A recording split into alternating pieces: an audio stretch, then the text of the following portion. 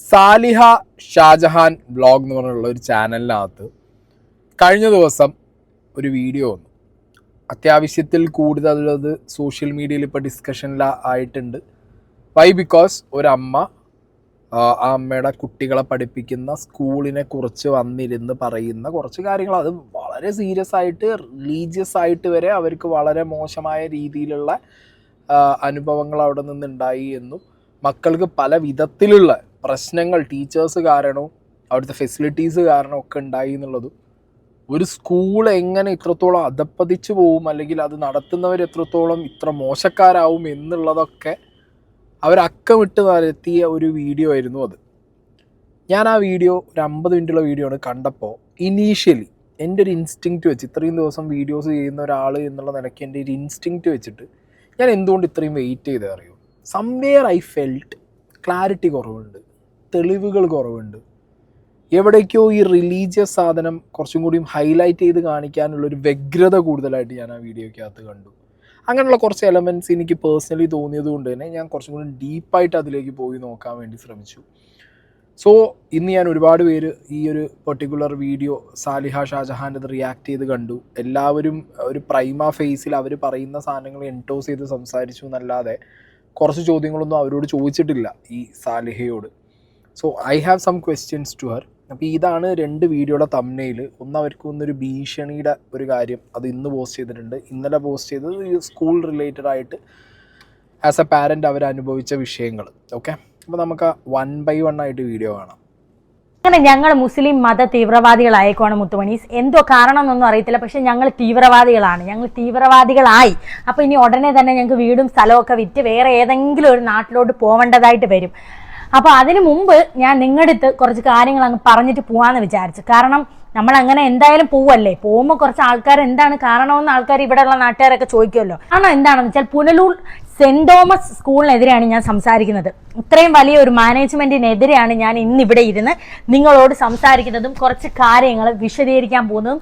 എല്ലാ മക്കളും എല്ലാ കാര്യങ്ങളും വന്ന് വീട്ടിൽ പറയണമെന്നില്ല, പക്ഷേ എൻ്റെ പൊന്നൂസും മോണുകുട്ടനും കിടന്നുറങ്ങുന്നതിന് മുമ്പ് അന്നത്തെ ദിവസം A to Z നടന്ന കാര്യങ്ങൾ എന്നോടൊന്ന് പറയാറുണ്ട്. കാരണം ഞാൻ അങ്ങനെയാണ്, അവരുടെ അടുത്ത് ചോദിക്കും, കുത്തി ചോദിച്ചുകൊണ്ടേയിരിക്കും, ഇന്ന് എങ്ങനെ ഉണ്ടായിരുന്നു, ഫ്രണ്ട്സ് അങ്ങനെ ഉണ്ടായിരുന്നു.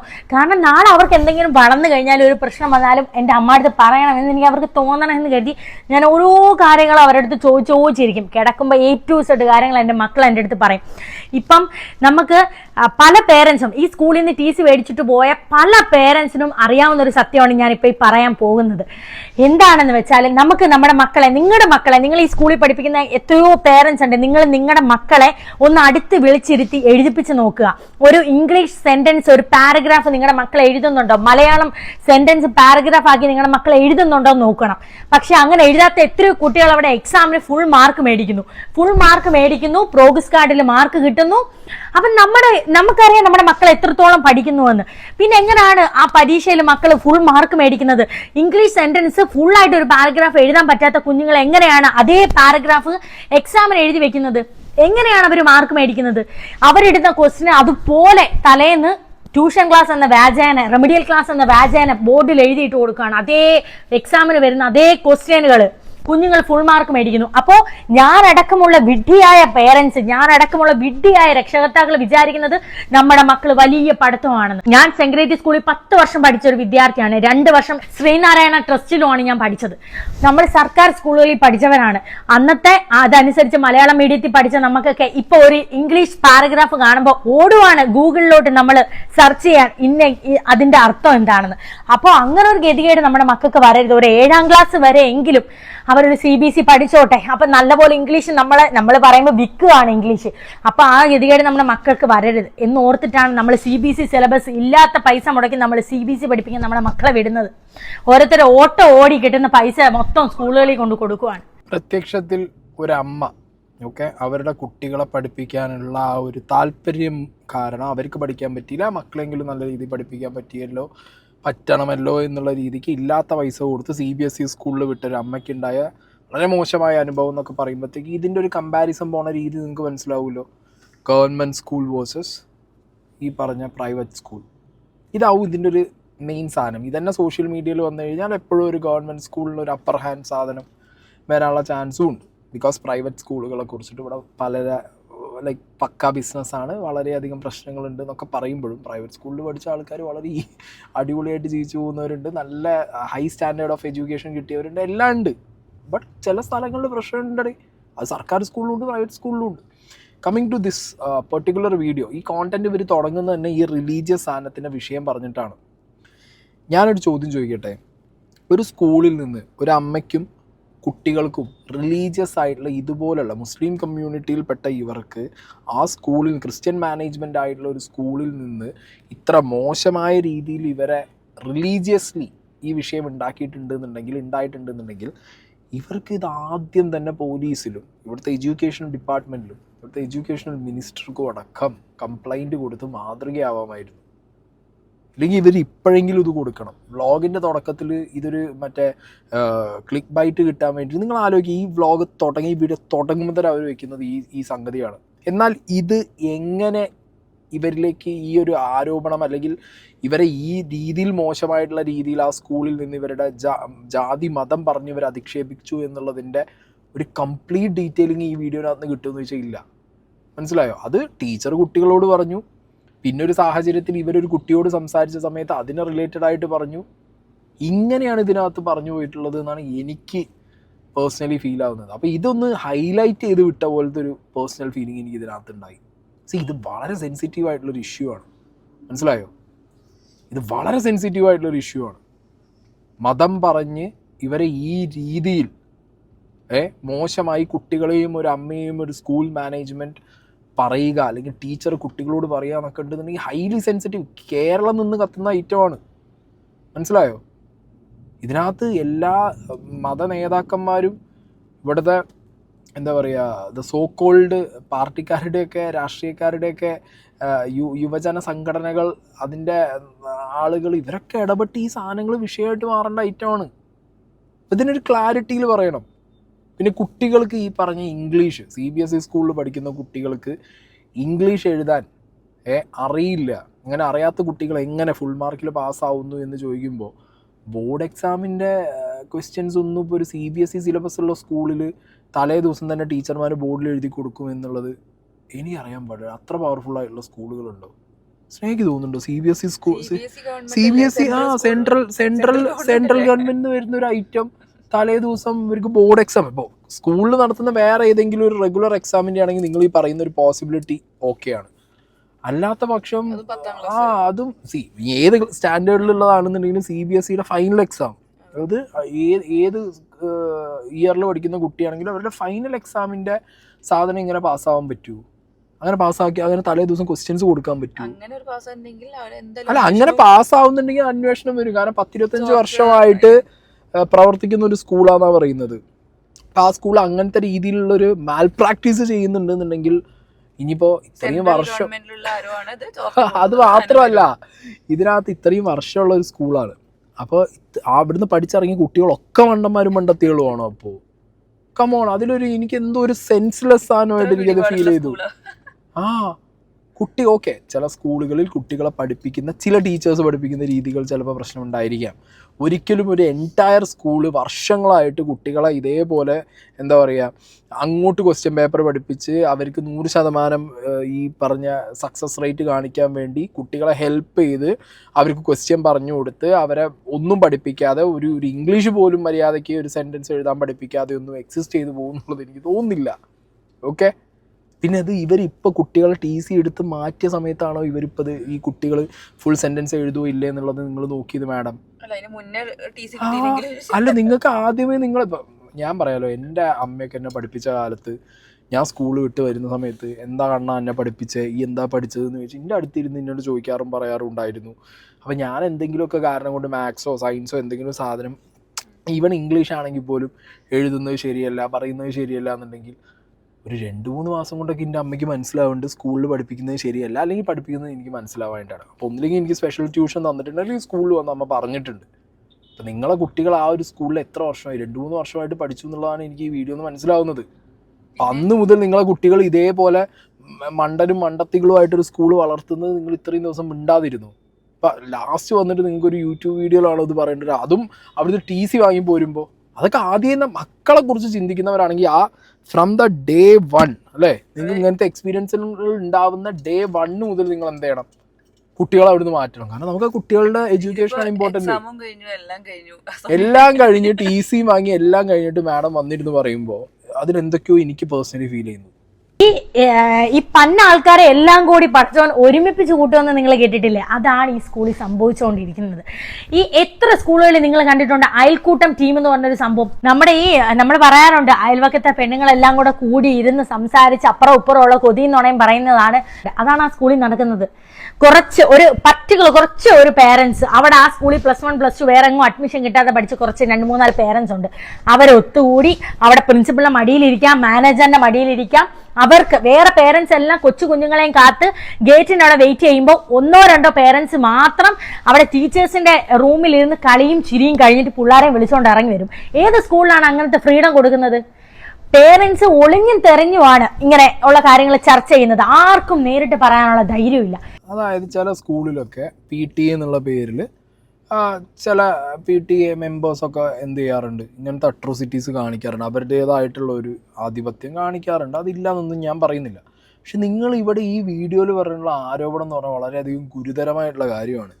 മാനേജറെ മടിയിൽ കയറിയിരിക്കുക, പ്രിൻസിപ്പളെ മടിയിൽ കയറിയിരിക്കുക. എന്തോന്നാണ് ഇത്? വ്യഭിചാരശാലയാ?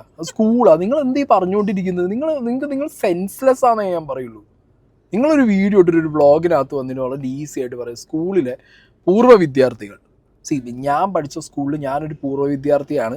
ഞാൻ എൻ്റെ കുട്ടിയെ ഞാൻ ആ സ്കൂളിൽ പഠിപ്പിക്കാൻ കൊണ്ടുപോകുമ്പോൾ ഓബ്വിയസ്ലി ഞാൻ അവിടുത്തെ പൂർവ്വ വിദ്യാർത്ഥിയാണ്. എനിക്ക് അവിടുത്തെ ടീച്ചേഴ്സിനെ അറിയാമെന്നുണ്ടെന്നുണ്ടെങ്കിൽ എനിക്ക് സ്റ്റാഫ് റൂമിൽ കയറി ടീച്ചേഴ്സിനോട് സംസാരിക്കാം, വർത്താനം പറയാമില്ലേ? ബാക്കിയുള്ള പാരൻസിനെ പോലെ അല്ല.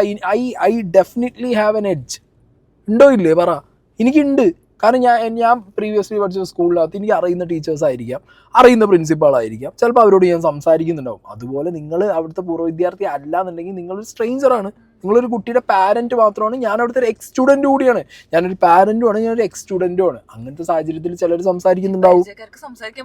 പരിചയക്കാർക്ക് എക്സ് സ്റ്റുഡന്റ് ആണ് വിചാരിച്ചിട്ട് ഇത് മടി കയറിയിരിക്കുന്നു എന്നൊക്കെ പറയുമ്പോൾ നിങ്ങൾ എന്ത് തരത്തിലുള്ള, എനിക്ക് പറയുമ്പോ തന്നെ അറപ്പ് തോന്നില്ലേ നമുക്ക്? അതാ എക്സ് സ്റ്റുഡന്റ് അധ്യാപക വിദ്യാർത്ഥി ബന്ധവും പാരന്റ് അവിടുത്തെ ടീച്ചർ ബന്ധവും എല്ലാം കൂടി നിങ്ങൾ കൂട്ടിക്കുഴച്ച് നിങ്ങൾ ഇതിനകത്ത് പറഞ്ഞത് വളരെ ഗുരുതരമായിട്ടുള്ള ഒരു കാര്യമാണ്. നിങ്ങളിത് അല്ലെങ്കിൽ പിന്നെ ഇത് പറയുമ്പോഴൊക്കെ ഒരു തെളിവ് വെച്ചിട്ട് വേണം, അല്ലെങ്കിൽ ഇതിനെക്കുറിച്ച് എന്തെങ്കിലും ഒരു അങ്ങനത്തെ സാധനം വെച്ചിട്ട് വേണം പറയാൻ. ഇത് വളരെ കൂളായിട്ട് വന്നിരുന്നിട്ട് മാനേജറെ മടി കയറിയിരിക്കുന്നു, പ്രിൻസിപ്പളെ മടി കയറിയിരിക്കുന്നു. അപ്പൊ പ്രിൻസിപ്പളും മാനേജറും ഒന്ന് മടി ഇരിക്കുന്നവരാ, ബാക്കിയുള്ളവരെ കയറിയിരിക്കും. ഇതിനൊക്കെ ഡെഫിനറ്റ്ലി ഉണ്ടല്ലോ ഇവരാരെ കുറിച്ചാണോ ഈ പറയുന്നത്. അതായത് ആ സ്കൂളിന്റെ PTA ആ സ്കൂളിന്റെ മാനേജ്മെന്റ് ഇവർക്കെതിരെ കേസ് കൊടുക്കുന്നുള്ളതാണ് എനിക്ക് പേഴ്സണലി ഫീൽ ആവുന്നത്. ബാക്കി നിങ്ങൾ എന്ത് ആരോപണം സ്കൂളിനെ കുറിച്ച് പറഞ്ഞാലും അതിന് തെളിവ് വെച്ച് പറയണം. ഇതും തെളിവ് വെച്ച് പറയേണ്ട ഒരു കാര്യമാണ്. അതുപോലും നിങ്ങൾ തെളിവ് വെച്ച് പറയാതെ നിങ്ങൾ ഒരുമാതിരി എന്താ പറയുക വന്നിട്ട് വളരെ കൂളായിട്ട് പറയൂലോ, എന്തെങ്കിലുമൊക്കെ പറയണം. അതിനു വേണ്ടി പറഞ്ഞ പോലത്തെ ഒരു ഐറ്റം പോലെ തോന്നി. ഈ യൂത്ത് ഫെസ്റ്റിവൽ എന്ന് പറയുന്ന ഒരു സംഭവം വരും. യൂത്ത് ഫെസ്റ്റിവൽ എന്ന് പറയുന്ന സംഭവം വരുമ്പോൾ ഒരുപാട് കുഞ്ഞുങ്ങൾ പോയി പേര് കൊടുക്കും.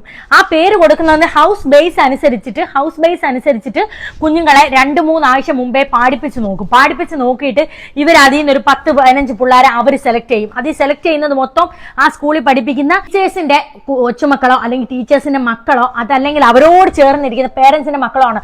1-2 മാസം കുത്തിയിരുന്ന് ഇംഗ്ലീഷിന്റെ പിന്നെ റെസിറ്റേഷൻ, ഹിന്ദി റെസിറ്റേഷൻ, മലയാളം കവിതയും പഠിച്ചുകൊണ്ട് പോകുന്ന കുഞ്ഞുങ്ങളെ ഇവർ സെലക്ട് ചെയ്യത്തില്ല. എന്നിട്ട് ഞാൻ എന്റെ മോനൂട്ടനും പൊന്നൂസും കവിത, മലയാളം റെസിറ്റേഷനും പിന്നെ ഇംഗ്ലീഷ് റെസിറ്റേഷൻ ഒക്കെ പറയാൻ പോയി ഇരുന്ന സമയത്ത് ഞാൻ അത്ഭുതപ്പെടുവാണ്. ARM പാട്ടാണ് പാടുന്നത്, അങ്ങ് വാന കോണില്. ഇതിനൊക്കെയാണ് സമ്മാനം കൊടുക്കുന്നത്. കവിതയൊക്കെ 1 മാസം പഠിച്ചുകൊണ്ട് പോയിരിക്കുന്ന കുഞ്ഞുങ്ങൾക്കൊന്നും ഒരു വിലയും കൊടുക്കുന്നില്ല. 2 മാസം മുമ്പ് അല്ലെങ്കിൽ 2 ആഴ്ച മുമ്പേ കുഞ്ഞുങ്ങളെ പാടിപ്പിച്ച് നോക്കുന്നു. ആ സമയം ഈ സ്റ്റേജിൽ കയറി 10-15 മിനിറ്റ് മിണ്ടാതെ നിൽക്കുന്ന കുഞ്ഞുങ്ങളുണ്ട്. അപ്പൊ ആ കുഞ്ഞുങ്ങളെയൊക്കെ എങ്ങനെ സെലക്ട് ചെയ്തെന്ന് ഞാൻ അന്തം വിട്ട് നോക്കിയിട്ടുണ്ട്. ഒരു ആനുവൽസറി വരുമ്പോ സ്കൂൾ മാനേജ്മെന്റ് ആണ് ആനുവൽ ഡേ നടത്തേണ്ടത്. ഇത് ഒരു കുഞ്ഞിന്റെ കയ്യിൽ നിന്ന് 600 രൂപയാണ് ഫീസ് മേടിക്കുന്നത്. 600 രൂപ വാങ്ങുന്ന ഫീസിൽ 20 ലക്ഷത്തിന്റെ സ്റ്റേജ് ഒരുക്കുവാണെന്നൊരു വ്യാജേന ആനുവൽ ഡേ നടത്തും. വിഡ്ഢികളായ, ഞാൻ അടക്കമുള്ള വിഡ്ഢികളായ കുറെ പേരൻസ് നമ്മുടെ മക്കൾ മിനുക്ക് ഡ്രസ് ഇട്ട് വരുമ്പോൾ പോയി നിൽക്കുവാണ്.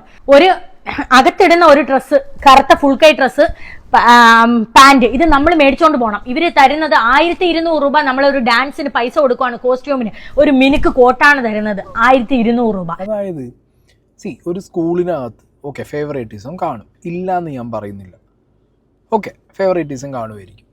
എന്നാൽ ഇത് ഏത് ഇവൻറ്റിൽ ഏത് ഇയറിൽ ഇപ്പോൾ നിങ്ങളെ കുട്ടികൾക്ക് സംഭവിച്ചിട്ടുണ്ടെങ്കിൽ ഇന്ന ഇയറിൽ ഇന്ന ഇവൻറ്റിന് കയറിയ സമയത്ത് എൻ്റെ കുട്ടികൾ ഇന്ന കാര്യങ്ങളൊക്കെ പഠിച്ചു പോയി പ്രിപ്പയർഡ് ആയിരുന്നു, പക്ഷേ അവരെ എടുത്തില്ല, അല്ലെങ്കിൽ ഏത് കുട്ടികളെ എടുത്തില്ല. അങ്ങനെ കൃത്യമായിട്ട് ക്ലാരിറ്റിയിൽ ഈ സാധനങ്ങൾ പറയാൻ പറ്റില്ലേ? എന്താണെങ്കിലും ഇതൊക്കെ റെക്കോർഡഡ് ആയിരിക്കും ഇല്ലേ? ഇതിൻ്റെയൊക്കെ വീഡിയോസും വിഷ്വൽസും ഫോട്ടോസും ഇയറോടക്കം എല്ലാം കാണുമായിരിക്കും. അതൊക്കെ വെച്ച് നിങ്ങൾക്ക് സംസാരിക്കാം. നിങ്ങളതൊന്നും പറയുന്നില്ല. ആൻഡ് ഇത് ഞാൻ തള്ളിക്കളയുന്നില്ല ഈ ഒരു ആരോപണം. പല സ്കൂളുകളിലും അങ്ങനത്തെ ഒരു ഫേവറേറ്റിസം നടക്കുന്നുണ്ടാവും, ഉണ്ട്, ഇല്ല എന്ന് ഞാൻ പറയുന്നില്ല. അതവിടെ നിൽക്കട്ടെ. അതല്ലാതെ നിങ്ങൾ പറഞ്ഞ കാര്യമുണ്ട്, ഈ പൈസ മേടിക്കുന്ന പരിപാടി. ഈ ഒരു വീഡിയോനകത്ത് പല സ്ഥലങ്ങളിലും നിങ്ങൾ പല പൈസയുടെ കണക്കും പറയുന്നുണ്ട് മാഡം. ഇപ്പം ഞാനൊരു പാരൻ്റാണ്, എൻ്റെ കുട്ടിയുടെ സ്കൂളിൽ എനിക്കൊരു 500 അല്ല 1 രൂപ, ഒരു 50 പൈസ ചിലവാക്കുകയാണെങ്കിൽ പോലും ഞാൻ എന്ത് ചെയ്യും? അതിൻ്റെ റെസിപ്റ്റ് വാങ്ങും. റെസിപ്റ്റ് അവർ തരണം, വേണ്ടേ? ഇല്ലെങ്കിൽ ഞാൻ ആ കുട്ടിക്ക് ഒരു വർഷത്തിൽ അടയ്ക്കുന്ന പൈസേൻ്റെ എന്തൊക്കെയാണ് ഞാൻ പൈസ അടച്ചിട്ടുള്ളത്, എന്തിനൊക്കെയാണ്. ഇപ്പം ഞാൻ സപ്പോസ് ഒരു കുട്ടിക്ക് പൈസ അടയ്ക്കുകയാണ്, ഒരു വർഷത്തെ ആ കുട്ടിയുടെ ഫീ അടയ്ക്കുകയെന്ന് വിചാരിച്ചു, ഒരു 50,000 രൂപ. ആ 50,000 രൂപ എങ്ങനെയൊക്കെയാണ് അവർ ഡിവൈഡ് ചെയ്തത് ഇല്ലേ? അതിൻ്റെ ബ്രേക്ക് ഡൗൺസ് എന്തൊക്കെയാണെന്നുള്ളത് നമ്മൾ നോക്കില്ലേ? ആ ബ്രേക്ക് ഡൗൺസിനകത്ത് ഈ പറഞ്ഞ 600 രൂപ കൊടുക്കുന്നത് ആനുവൽ ഡേ നടത്താനാണ്. അങ്ങനെ എല്ലാ സാധനങ്ങളും നിങ്ങൾ എഴുതി എടുത്ത് വെച്ച് അല്ലെങ്കിൽ അതിൻ്റെ പ്രൂഫ് വെച്ച് നിങ്ങൾക്ക് സംസാരിച്ചുകൂടെ? അതല്ലേ വേണ്ട ഇതിനകത്ത്. ആൻഡ് ഈ പറഞ്ഞ ഡ്രസ്സിന് പൈസ കൊടുക്കുന്നത്, കോസ്റ്റ്യൂമിന് പൈസ കൊടുക്കുന്നത്, അങ്ങനത്തെ കാര്യങ്ങളൊക്കെ വരുമ്പോൾ നിങ്ങൾക്ക് ആ കോസ്റ്റ്യൂമിന് വേണ്ട, അല്ലെങ്കിൽ ആ ഡ്രസ്സ് വേണ്ട, അല്ലെങ്കിൽ അത് പൈസ കൊടുക്കേണ്ടെന്നാണെങ്കിൽ കൊടുക്കാൻ പാടില്ല. അല്ലെങ്കിൽ കൊടുത്തിട്ട് പിന്നെ എന്ത് ചെയ്യരുത്, കൊടുത്തതിന് ശേഷം വീണ്ടും അത് മേടിച്ചു കൊടുക്കാൻ പോകണം എന്തിനാ? ഒരു സ്കൂളിനകത്ത് അങ്ങനെ ഒരു ചീറ്റിങ് നടക്കുന്നുണ്ട്. പല രീതിയിലും കുട്ടികളുടെ ഇന്ന് പൈസ മേടിക്കുന്നുണ്ട് ഒരു മാനേജ്മെൻറ്റ് എന്നുണ്ടെങ്കിൽ PTA വരെ നിങ്ങൾക്ക് പാരലായിട്ട് ഈ പറഞ്ഞ പാരൻസിനെല്ലാവരും കൂടി ഒറ്റക്കെട്ടായി നിന്നിട്ട് അതിനെ എതിർത്തൂടെ? അപ്പോൾ പറയും കുട്ടികളുടെ അടുത്ത് ടീച്ചർമാരത് കാണിക്കും. ഒരു കൂട്ടം കുട്ടികളും പാരൻസും ഉണ്ടെന്നുണ്ടെങ്കിൽ ടീച്ചർമാരും മാനേജ്മെൻറ്റും ഒന്ന് കാണിക്കാനാണ്. പിന്നെ അതിനാണ് ഇവിടെ പോലീസും നിയമവും വിഷയങ്ങളും ഉള്ളത്. അപ്പോൾ പിന്നെ അങ്ങനെ പോകണം. അല്ലെങ്കിൽ ഇപ്പോൾ ഈ പറഞ്ഞതിൽ 600 രൂപ നിങ്ങൾ കൊടുത്തു എന്ന് പറയുന്നു, അതിൻ്റെ ഒരു പ്രൂഫ് എന്താണെങ്കിലും ഒന്നിനെയും ഗൂഗിൾ പേ ചെയ്ത് കൊടുക്കുമായിരിക്കും, അല്ലെങ്കിൽ കയ്യിൽ കാശ് കൊടുക്കുകയാണെന്നുണ്ടെങ്കിൽ അതിൻ്റെ റെസിപ്റ്റ് എങ്കിലും കിട്ടണം. റെസിപ്റ്റ് പോലും തരാതെ അത്രയും രൂപ 600 രൂപ മേടിച്ചിട്ട് ഈ 10-20 ലക്ഷത്തിന് സ്റ്റേജ് കെട്ടിയ സ്കാമാണ് ഒരു സ്കൂളിൻ്റെ മാനേജ്മെൻറ്റ് ചെയ്യണമെന്നുണ്ടെങ്കിൽ അവന്മാർ കില്ലാടികളാണെന്നാണ് എനിക്ക് പറയാനുള്ളത്. പാട്ട് പാടാൻ വേണ്ടി 15 കുഞ്ഞുങ്ങളെ സെലക്ട് ചെയ്യും. അതിന് 800 രൂപ ഫീസാണ് മേടിക്കുന്നത് ഒരു ഫ്രോക്കിന്. ആ ഫ്രോക്കിന്റെ ബാക്ക് വശത്തെ പൈസ ഇവരെ ഇളക്കി കളഞ്ഞു, 460 രൂപ ഒരു ഫ്രോക്കിന്. പക്ഷെ താഴെ വന്ന പൈസ ഇവരെ ബില്ല് ഇളക്കി കളയാൻ മറന്നുപോയി. അപ്പോൾ ഞാൻ എന്റെ പൊന്നൂസിനെ ഒരുക്കുന്ന സമയത്താണ് ഇത് കണ്ടത്. 800 രൂപ ഒരു ഫ്രോക്കിന് മേടിച്ചു, 460 രൂപ ആയിട്ടുള്ളൂ. 15 കുട്ടികളുടെ മേടിക്കുമ്പോൾ എത്ര രൂപ ലാഭം വരുന്നുണ്ട്. പക്ഷേ നമ്മളൊരു സ്കൂളിൽ നമ്മുടെ കുഞ്ഞ് പഠിക്കുന്നിടത്തോളം കാലം നമ്മളത് പറയത്തില്ല. ഞാനത് മറച്ചു വെച്ചിട്ട് ഞാൻ എൻ്റെ കുഞ്ഞിനെ ഒരുക്കിക്കൊണ്ടിരുന്നപ്പം ഇത്രയും പറഞ്ഞു, ഫ്രോക്ക് എനിക്ക് ഇഷ്ടപ്പെട്ടില്ല, വലിയ രസമില്ലാന്ന്. അതവർക്ക് വലിയ ഒരു ഇൻസൾട്ടായി. അവർ 24 വർഷമായിട്ട് സ്കൂളിൽ കള്ളത്തരങ്ങളെല്ലാം പടുത്തുയർത്തിയ ഒരു സ്കൂളാണ്. ആ ഒരു നെഗറ്റീവായ ചെറിയൊരു കാര്യം എൻ്റെ വായിന്ന് വീണത് അവർക്ക് വലിയൊരു നെഗറ്റീവായി പോയെന്ന്. ഫ്രോക്ക് എനിക്ക് ഇഷ്ടപ്പെട്ടില്ലാന്ന്. 800 രൂപ ഞാൻ കൊടുത്ത് മേടിച്ച ഫ്രോക്കിന് 460 രൂപ ആയിട്ടുള്ളൂ. പക്ഷേ അത് കൊള്ളാമോ ഇല്ലയോ, നന്നായില്ലയോ എന്ന് പറയാനുള്ള അവകാശം എനിക്കില്ലേ? എനിക്ക് മാത്രമല്ല, അവിടെ പഠിപ്പിച്ച എല്ലാ പേരൻസിനും അത് പറയാനുള്ള അവകാശമുണ്ട്. ഞാനൊരു യൂട്യൂബർ ആയതുകൊണ്ടാണ് എന്നോട് ഇത്രയും വൈരാഗ്യമായത്. യൂട്യൂബർമാരോട് വൈരാഗ്യം ഉണ്ടാവും എന്ന് വെച്ച് കഴിഞ്ഞാൽ യെസ് ഉണ്ടാവും. കാരണം യൂട്യൂബർമാർ സത്യം വിളിച്ച് പറയുന്ന ആളുകളാണ് എന്ന് നമ്മൾ സ്വയം പറയുമ്പോൾ പലരും ചിലപ്പോൾ അങ്ങനെ ആയിരിക്കില്ല. നമ്മളങ്ങനെയാണെന്നുള്ളത് നമ്മൾ പറയുമ്പോൾ, നമ്മളത് വിളിച്ച് പറയുമ്പോൾ സമയത്ത് നമ്മളോട് ദേഷ്യം തോന്നിയിട്ട് നമ്മളങ്ങനെ പറയും. ഇല്ലയെന്നൊന്നും ഞാൻ പറയുന്നില്ല. ആസ് എ യൂട്യൂബർ ഞാൻ അത് ഡിനൈ ചെയ്യുന്നില്ല. പക്ഷേ ഞാൻ ചോദിക്കുന്നു, നിങ്ങളിപ്പോൾ പറഞ്ഞു ഒരു സ്കൂളിൽ ഫ്രോക്കിന് വരെ അല്ലേ, കുട്ടികൾക്ക് തയ്ച്ചു കൊടുത്ത ഫ്രോക്കിന് വരെ 400 രൂപ, അതായത് പകുതിയിൽ കൂടുതൽ പൈസ ലാഭമെടുക്കുന്ന ഒരു മാനേജ്മെൻറ്റിനെ നിങ്ങളെ കണ്ണിൽ കണ്ടു. ആസ് എ യൂട്യൂബർ, സത്യം വിളിച്ച് പറയുന്ന യൂട്യൂബർ, നിങ്ങൾ അപ്പം അത് വീഡിയോ ആക്കാൻ വേണ്ടിയിട്ട് എടുത്ത് വെക്കേണ്ട. അല്ലാതെ നിങ്ങൾ ഇതിനെ തെളിവെടുത്ത് വെച്ചുകൂടെ ഫോട്ടോ വീഡിയോ ആയിട്ട്? പിന്നെ എൻ്റെ മകൾ അവിടെ നിന്ന് ഇറങ്ങുന്ന സമയത്ത്, അല്ലെങ്കിൽ ഞാൻ ആ സ്കൂളിൽ നിന്ന് എൻ്റെ മക്കളെ കൊണ്ടുവരുന്ന സമയത്ത് കയ്യോടെ ഞാൻ തെളിവോടുകൂടി വരെ പൊക്കുമെന്ന് പറഞ്ഞിട്ട് ഞാനാണെങ്കിൽ ചെയ്യും. അല്ല ഞാനാണെങ്കിൽ ചെയ്യും. അല്ല ഞാൻ പറയുന്നത് വേണം നിങ്ങളില്ലെങ്കിൽ നിങ്ങൾ പുറത്ത് വിടണം. ഓക്കെ, നിങ്ങൾ ഇതിലൊക്കെ പ്ലെയിനായി വന്ന് പറഞ്ഞു പോയിട്ടേ ഉള്ളൂ. ഒരു അങ്ങനത്തെ എന്താ പറയുക, 800 രൂപയ്ക്ക് ഒരു സാധനം കുട്ടിയെ കൊണ്ട് പർച്ചേസ് ചെയ്യിപ്പിച്ച് നിങ്ങളതിൽ റെഡ് ഹാൻഡഡ് ആയിട്ട് അവരെ പൊക്കി 460 രൂപയെ ഫ്രോക്കിനുള്ളൂ എന്ന് കാണുമ്പോൾ നിങ്ങൾ എന്ത് ചെയ്യണം? 800 രൂപ കൊടുത്തതിൻ്റെ തെളിവ് വേണം. ഇപ്പോൾ ഒരു ഫ്രോക്ക് വാങ്ങാൻ ഒരു പ്രോഗ്രാമിന് സ്കൂൾ മാനേജ്മെൻറ്റ് 800 രൂപ ഉപയോഗിക്കുമ്പോൾ അത് അയച്ചു കൊടുത്താലോ അല്ലെങ്കിൽ അത് കൊടുക്കുമ്പോഴോ റെസിപ്റ്റ് കിട്ടും. അത് നിങ്ങളുടെ കയ്യിൽ വേണം. പിന്നെ ഫ്രോക്ക് നിങ്ങളുടെ കയ്യിൽ വേണം. ഫ്രോക്ക് അടിച്ചിട്ടുണ്ടെന്നുണ്ടെങ്കിൽ അത് ഏത് കമ്പനിയിൽ എത്ര രൂപയ്ക്ക് അടിച്ചു, ഇതൊക്കെ നിങ്ങൾക്ക് ഈസി ആയിട്ട് തെളിയിക്കാൻ പറ്റും. പ്രൂഫ് വെച്ച് സംസാരിക്കാൻ പറ്റും. മനസ്സിലായില്ലേ? അത് ശരിക്കും ചെയ്യേണ്ടിയിരുന്നു. അതും ഇതിൽ ചെയ്തിട്ടില്ല. നേരെ മറിച്ച് അതിന് പകരം സ്കൂളിൽ ഈ ഫ്രോക്ക് കൊള്ളൂല എന്ന് പറഞ്ഞു. കൊള്ളൂല എന്നാണോ സ്കൂളിൽ പോയി പറയണ്ടേ? ഞാൻ തന്ന കാശിന് ഇത് മുതലില്ല എന്നല്ലേ പറയേണ്ടത്? ഞാനാണെങ്കിൽ എങ്ങനെ പറയാ? 800 രൂപ എണ്ണി തന്നേ, ഞാൻ കണ്ടതാണ് 460 രൂപയിലുള്ളൂ, ഇത് ഞാൻ തന്ന മുതലിനില്ല എന്ന് പച്ചയ്ക്ക് പറയണം. അതല്ലേ വേണ്ടേ? അത് എല്ലാവരെയും അറിയിക്കണം. ഇത്രയും വലിയ സ്കാം നടക്കുന്നുണ്ടെങ്കിൽ അത് എല്ലാവരെയും അറിയിക്കണം. അതും ചെയ്തില്ല. ഇതിൻ്റെ പ്രൂഫ് ഉണ്ടെങ്കിൽ ഡെഫിനറ്റ്ലി നിങ്ങളത് കൊണ്ടുവരണം. സ്വിമ്മിംഗ് പൂള് എന്ന് പറഞ്ഞിട്ട് നാട് മൊത്തം ഫ്ലെക്സ് അടിച്ച് വെച്ചേക്കുവാണ്. പൊന്നൂസിന് 3rd പ്രൈസ് കിട്ടിയിട്ടുണ്ട് സ്വിമ്മിങ്. എനിക്കിതൊന്നും അറിയാതെയാണ് നമ്മളീ കൊണ്ട് കുഞ്ഞുങ്ങൾ സ്വിമ്മിംഗ് പൂള് കാണുമ്പോൾ നമ്മളോട് പറയണം അമ്മ ചേർക്കണം. ഒരു വർഷത്തേക്ക് 7000 രൂപ വെച്ച് ഫീസ് അടയ്ക്കുവാണ് നമ്മൾ കുഞ്ഞുങ്ങളെ സ്വിമ്മിങ്ങിന്. കുഞ്ഞുങ്ങളുടെ ആഗ്രഹമല്ലേ, കളിച്ചോട്ടെ. സ്വിമ്മിംഗ് പൂൾ ഒരു പീരീഡ് പോയി വെള്ളത്തിൽ കളിക്കാൻ അവർക്കൊരു ഇഷ്ടമായിരിക്കും. 3rd പ്രൈസ് വാങ്ങിച്ചു അവൾ നീന്തൽ മത്സരത്തിൽ. നമ്മുടെ ഒന്നും കുഞ്ഞുങ്ങളുടെ പടം അവിടുത്തെ മാഗസീനിൽ വരത്തില്ല. കാരണം എന്താ? നമ്മുടെ കുഞ്ഞുങ്ങൾക്ക് ക്യൂട്ട്നെസ് കുറവാണ്. നമ്മുടെ കുഞ്ഞുങ്ങളെ കാണാൻ കൊള്ളത്തില്ല. സ്വിമ്മിംഗ് പൂള് 7000 രൂപ കൊടുത്ത് പഠിക്കുന്ന കുഞ്ഞുങ്ങളുടെ പടം അവിടെ മാഗസീനിൽ വരത്തില്ല. പകരം സ്വിമ്മിങ് പഠിക്കാത്ത LKG UKG ഇരിക്കുന്ന ഏതെങ്കിലും ഒരു ക്യൂട്ടായിട്ടുള്ള 2-3 കുഞ്ഞുങ്ങളെ കൊണ്ട് സ്വിമ്മിംഗ് പൂൾ ഇറക്കി വെക്കുക, ഫോട്ടോ എടുക്കുക, മാഗസീനിൽ ഇടുക. ഹോഴ്സ് റൈഡിംഗ് എന്ന് പറഞ്ഞ് സ്കൂളിൽ ഉണ്ട്. കുതിര 5000-7000 രൂപ മേടിക്കുന്നു. പക്ഷെ ആ ഹോഴ്സ് റൈഡിങ്ങിന് പഠിക്കുന്ന കുഞ്ഞുങ്ങളെ കുതിരപ്പുറത്ത് കയറ്റി ഫോട്ടോ എടുത്ത് മാഗസീനിലും ഫ്ലെക്സിലും അടിക്കത്തില്ല. അതും ക്ലാസ്സിൽ ഏതെങ്കിലും നല്ല കാണാൻ കൊള്ളാവുന്ന കുഞ്ഞുങ്ങളെ കൊണ്ടൊന്ന് കുതിരപ്പുറത്ത് കയറ്റി വെക്കുന്നു, അവരുടെ ഫോട്ടോ എടുത്ത് മാഗസീനിൽ ഇടുന്നു. മാഗസീനില് പേരൻസ് ആണ് കുഞ്ഞുങ്ങൾക്ക് പടം വരച്ചു കൊടുക്കുന്നത്. ഞാൻ ഇതിനു മുമ്പ് അണ്ണൻ വരച്ച 2-3 പടങ്ങൾ പൊന്നൂസിനും മോണ്ടനും വരച്ചു കൊടുക്കുന്നുവെന്ന് ഞാൻ നിങ്ങൾക്ക് യൂട്യൂബിലിട്ട് ചെറിയ ഷോട്ട് എടുത്തു. അത് വളരെ സന്തോഷത്തിലാണ് ഞാൻ എടുക്കുന്നത്. അതിൽ തന്നെ ഒരുപാട് പേര് കമന്റ് ഇട്ടിട്ടുണ്ടായിരുന്നു, ഇങ്ങനെയല്ല ചെയ്യേണ്ടത്, കുഞ്ഞുങ്ങളാണ് പടം വരയ്ക്കേണ്ടത്. പക്ഷെ അത് ഞാനും എൻ്റെ കുഞ്ഞുങ്ങളടുത്ത് പറഞ്ഞു, മക്കളൊരു ബട്ടർഫ്ലൈ ആയാലും വരച്ചോണ്ട് പോകും മോനെ, മക്കള് വരാ. ഇല്ലമ്മ ടീച്ചർ വഴക്ക് പറയും, റിജക്റ്റ് ചെയ്യുമെന്ന്. അവർക്ക് ആ മാഗസീനിന് വലിയ വലിയ പടങ്ങൾ കാണിച്ച് അത് ആ ചെറിയ പൊടിക്കുഞ്ഞുങ്ങളാണ് വരച്ചതെന്ന് കാണിക്കണം. വലിയ ടാലന്റ് ഉള്ള കുഞ്ഞുങ്ങൾ. അതിന് പേരൻസ് ഗൂഗിളിൽ നോക്കി വലിയ അടിപൊളി പടങ്ങൾ ഓരോ ആർട്ടുകളും ചെയ്തു കൊടുക്കുന്നു. അതിന് അവർക്ക് ഇഷ്ടപ്പെട്ട കുഞ്ഞുങ്ങളെ, നല്ല ക്യൂട്ടായിട്ടുള്ള കുഞ്ഞുങ്ങളെ തിരഞ്ഞെടുക്കുന്നു. അതിന് കൊച്ചിന്റെ ഫോട്ടോ കൊടുത്തിട്ട് ആ പടം അവിടെ കൊടുക്കുന്നു. അത് ആ കുഞ്ഞു വരച്ച പടമാണോ? അല്ല. അപ്പോഴും കുഞ്ഞുങ്ങളെ ഒരു വളർത്താൻ ശ്രമിക്കുന്നതേ ഇല്ല. നല്ല ഹാൻഡ് റൈറ്റിംഗ് ഉള്ള കുഞ്ഞുങ്ങളെ ഗവൺമെന്റ് സ്കൂളുകളിൽ നല്ല നല്ല പുരസ്കാരങ്ങൾ കൊടുത്തു വെക്കുന്നു. ഇവിടെ അതൊന്നും പ്രശ്നമില്ല. ഇവിടെ ക്യൂട്ട്നെസ് ആണ്. ഇവിടെ ക്യൂട്ട്നെസ് ഉള്ള കുഞ്ഞുങ്ങൾക്കാണ് വിലയുള്ളത്. സൗന്ദര്യം ഇല്ലാത്ത കുഞ്ഞുങ്ങൾക്ക് വിലയില്ല. നല്ല പഠിക്കുന്ന കുഞ്ഞുങ്ങൾക്കും അവിടെ വിലയില്ല. അവരോട് അടുത്തിരിക്കുന്ന പേരൻസിന്റെ കുഞ്ഞുങ്ങളെ മാത്രം പല ആംഗിളിൽ ഫോട്ടോ എടുക്കുന്നു, മാഗസീനിൽ ഇടുന്നു. സ്വന്തം മക്കളെ വന്നിരുന്ന് ക്യൂട്ടല്ല, ബോഡി ഷെയിം ചെയ്യുക. അല്ല ഞാൻ സീരിയസ് ആയിട്ട് ചോദിക്കുക, നിങ്ങൾ എന്താ പറഞ്ഞു വെച്ചെന്നുള്ളത് നിങ്ങൾ എന്നെ ഒന്ന് റിപ്പീറ്റ് ചെയ്ത് കേൾക്കണം മാഡം. എൻ്റെ മക്കൾ ക്യൂട്ടല്ല, എൻ്റെ മക്കൾ കാണാൻ കൊള്ളൂല. അത് പബ്ലിക്കായിട്ട് നിങ്ങൾ ഏതെങ്കിലും അമ്മ പറയൂ, അല്ലെങ്കിൽ ഏതെങ്കിലും മനുഷ്യൻ പറയാൻ പറ്റുന്ന കാര്യമാണ് നിങ്ങളിപ്പോൾ ഈ ചെയ്തത്. നിങ്ങൾ എന്താ ശരിക്കും ഇതിൽ പറയേണ്ടിയിരുന്നത്? എൻ്റെ മക്കളെ ഞാൻ 7000 രൂപ കൊടുത്ത് സ്വിമ്മിങ്ങിന് ചേർത്തു, എൻ്റെ കുട്ടിക്ക് മെഡൽ കിട്ടി. അവളുടെ ഫോട്ടോ വീഡിയോ ഒന്നും എന്ത് ചെയ്തില്ല, എവിടെയും ഒരു ഡിജിറ്റൽ പ്ലാറ്റ്ഫോമിലും ഒരു മാഗസീനിലും പബ്ലിഷ് ചെയ്തില്ല. അതിനു പകരം അവരവരുടെ ബിസിനസ്സിൻ്റെ ഭാഗമായിട്ട് അവർ വേറെ കുട്ടികളുടെ ഫോട്ടോ വീഡിയോ ചെയ്യുന്നു. അത് കേൾക്കുമ്പോൾ നമുക്ക് കണക്റ്റ് ആവും. ഇതെന്താ എനിക്ക് മനസ്സിലായെന്നറിയുമോ? സ്വന്തം കുട്ടികളെയും കാണാൻ കൊള്ളില്ല എന്ന് പറയുന്നു. നിങ്ങളെ വേർതിരിച്ചു, കാണാൻ കൊള്ളുന്ന കുട്ടികളും കാണാൻ കൊള്ളാത്ത കുട്ടികളും. എങ്ങനെ മാഡം, എങ്ങനെ നിങ്ങളെ കൊണ്ട് ഇത് സാധിച്ചു? കഴിവുള്ളതും കഴിവില്ലാത്ത എഗെയിൻ നിങ്ങളതാ ചെയ്യുന്നത്. കമോൺ, സീരിയസ്ലി ഇത് കണ്ടിട്ടാണോ?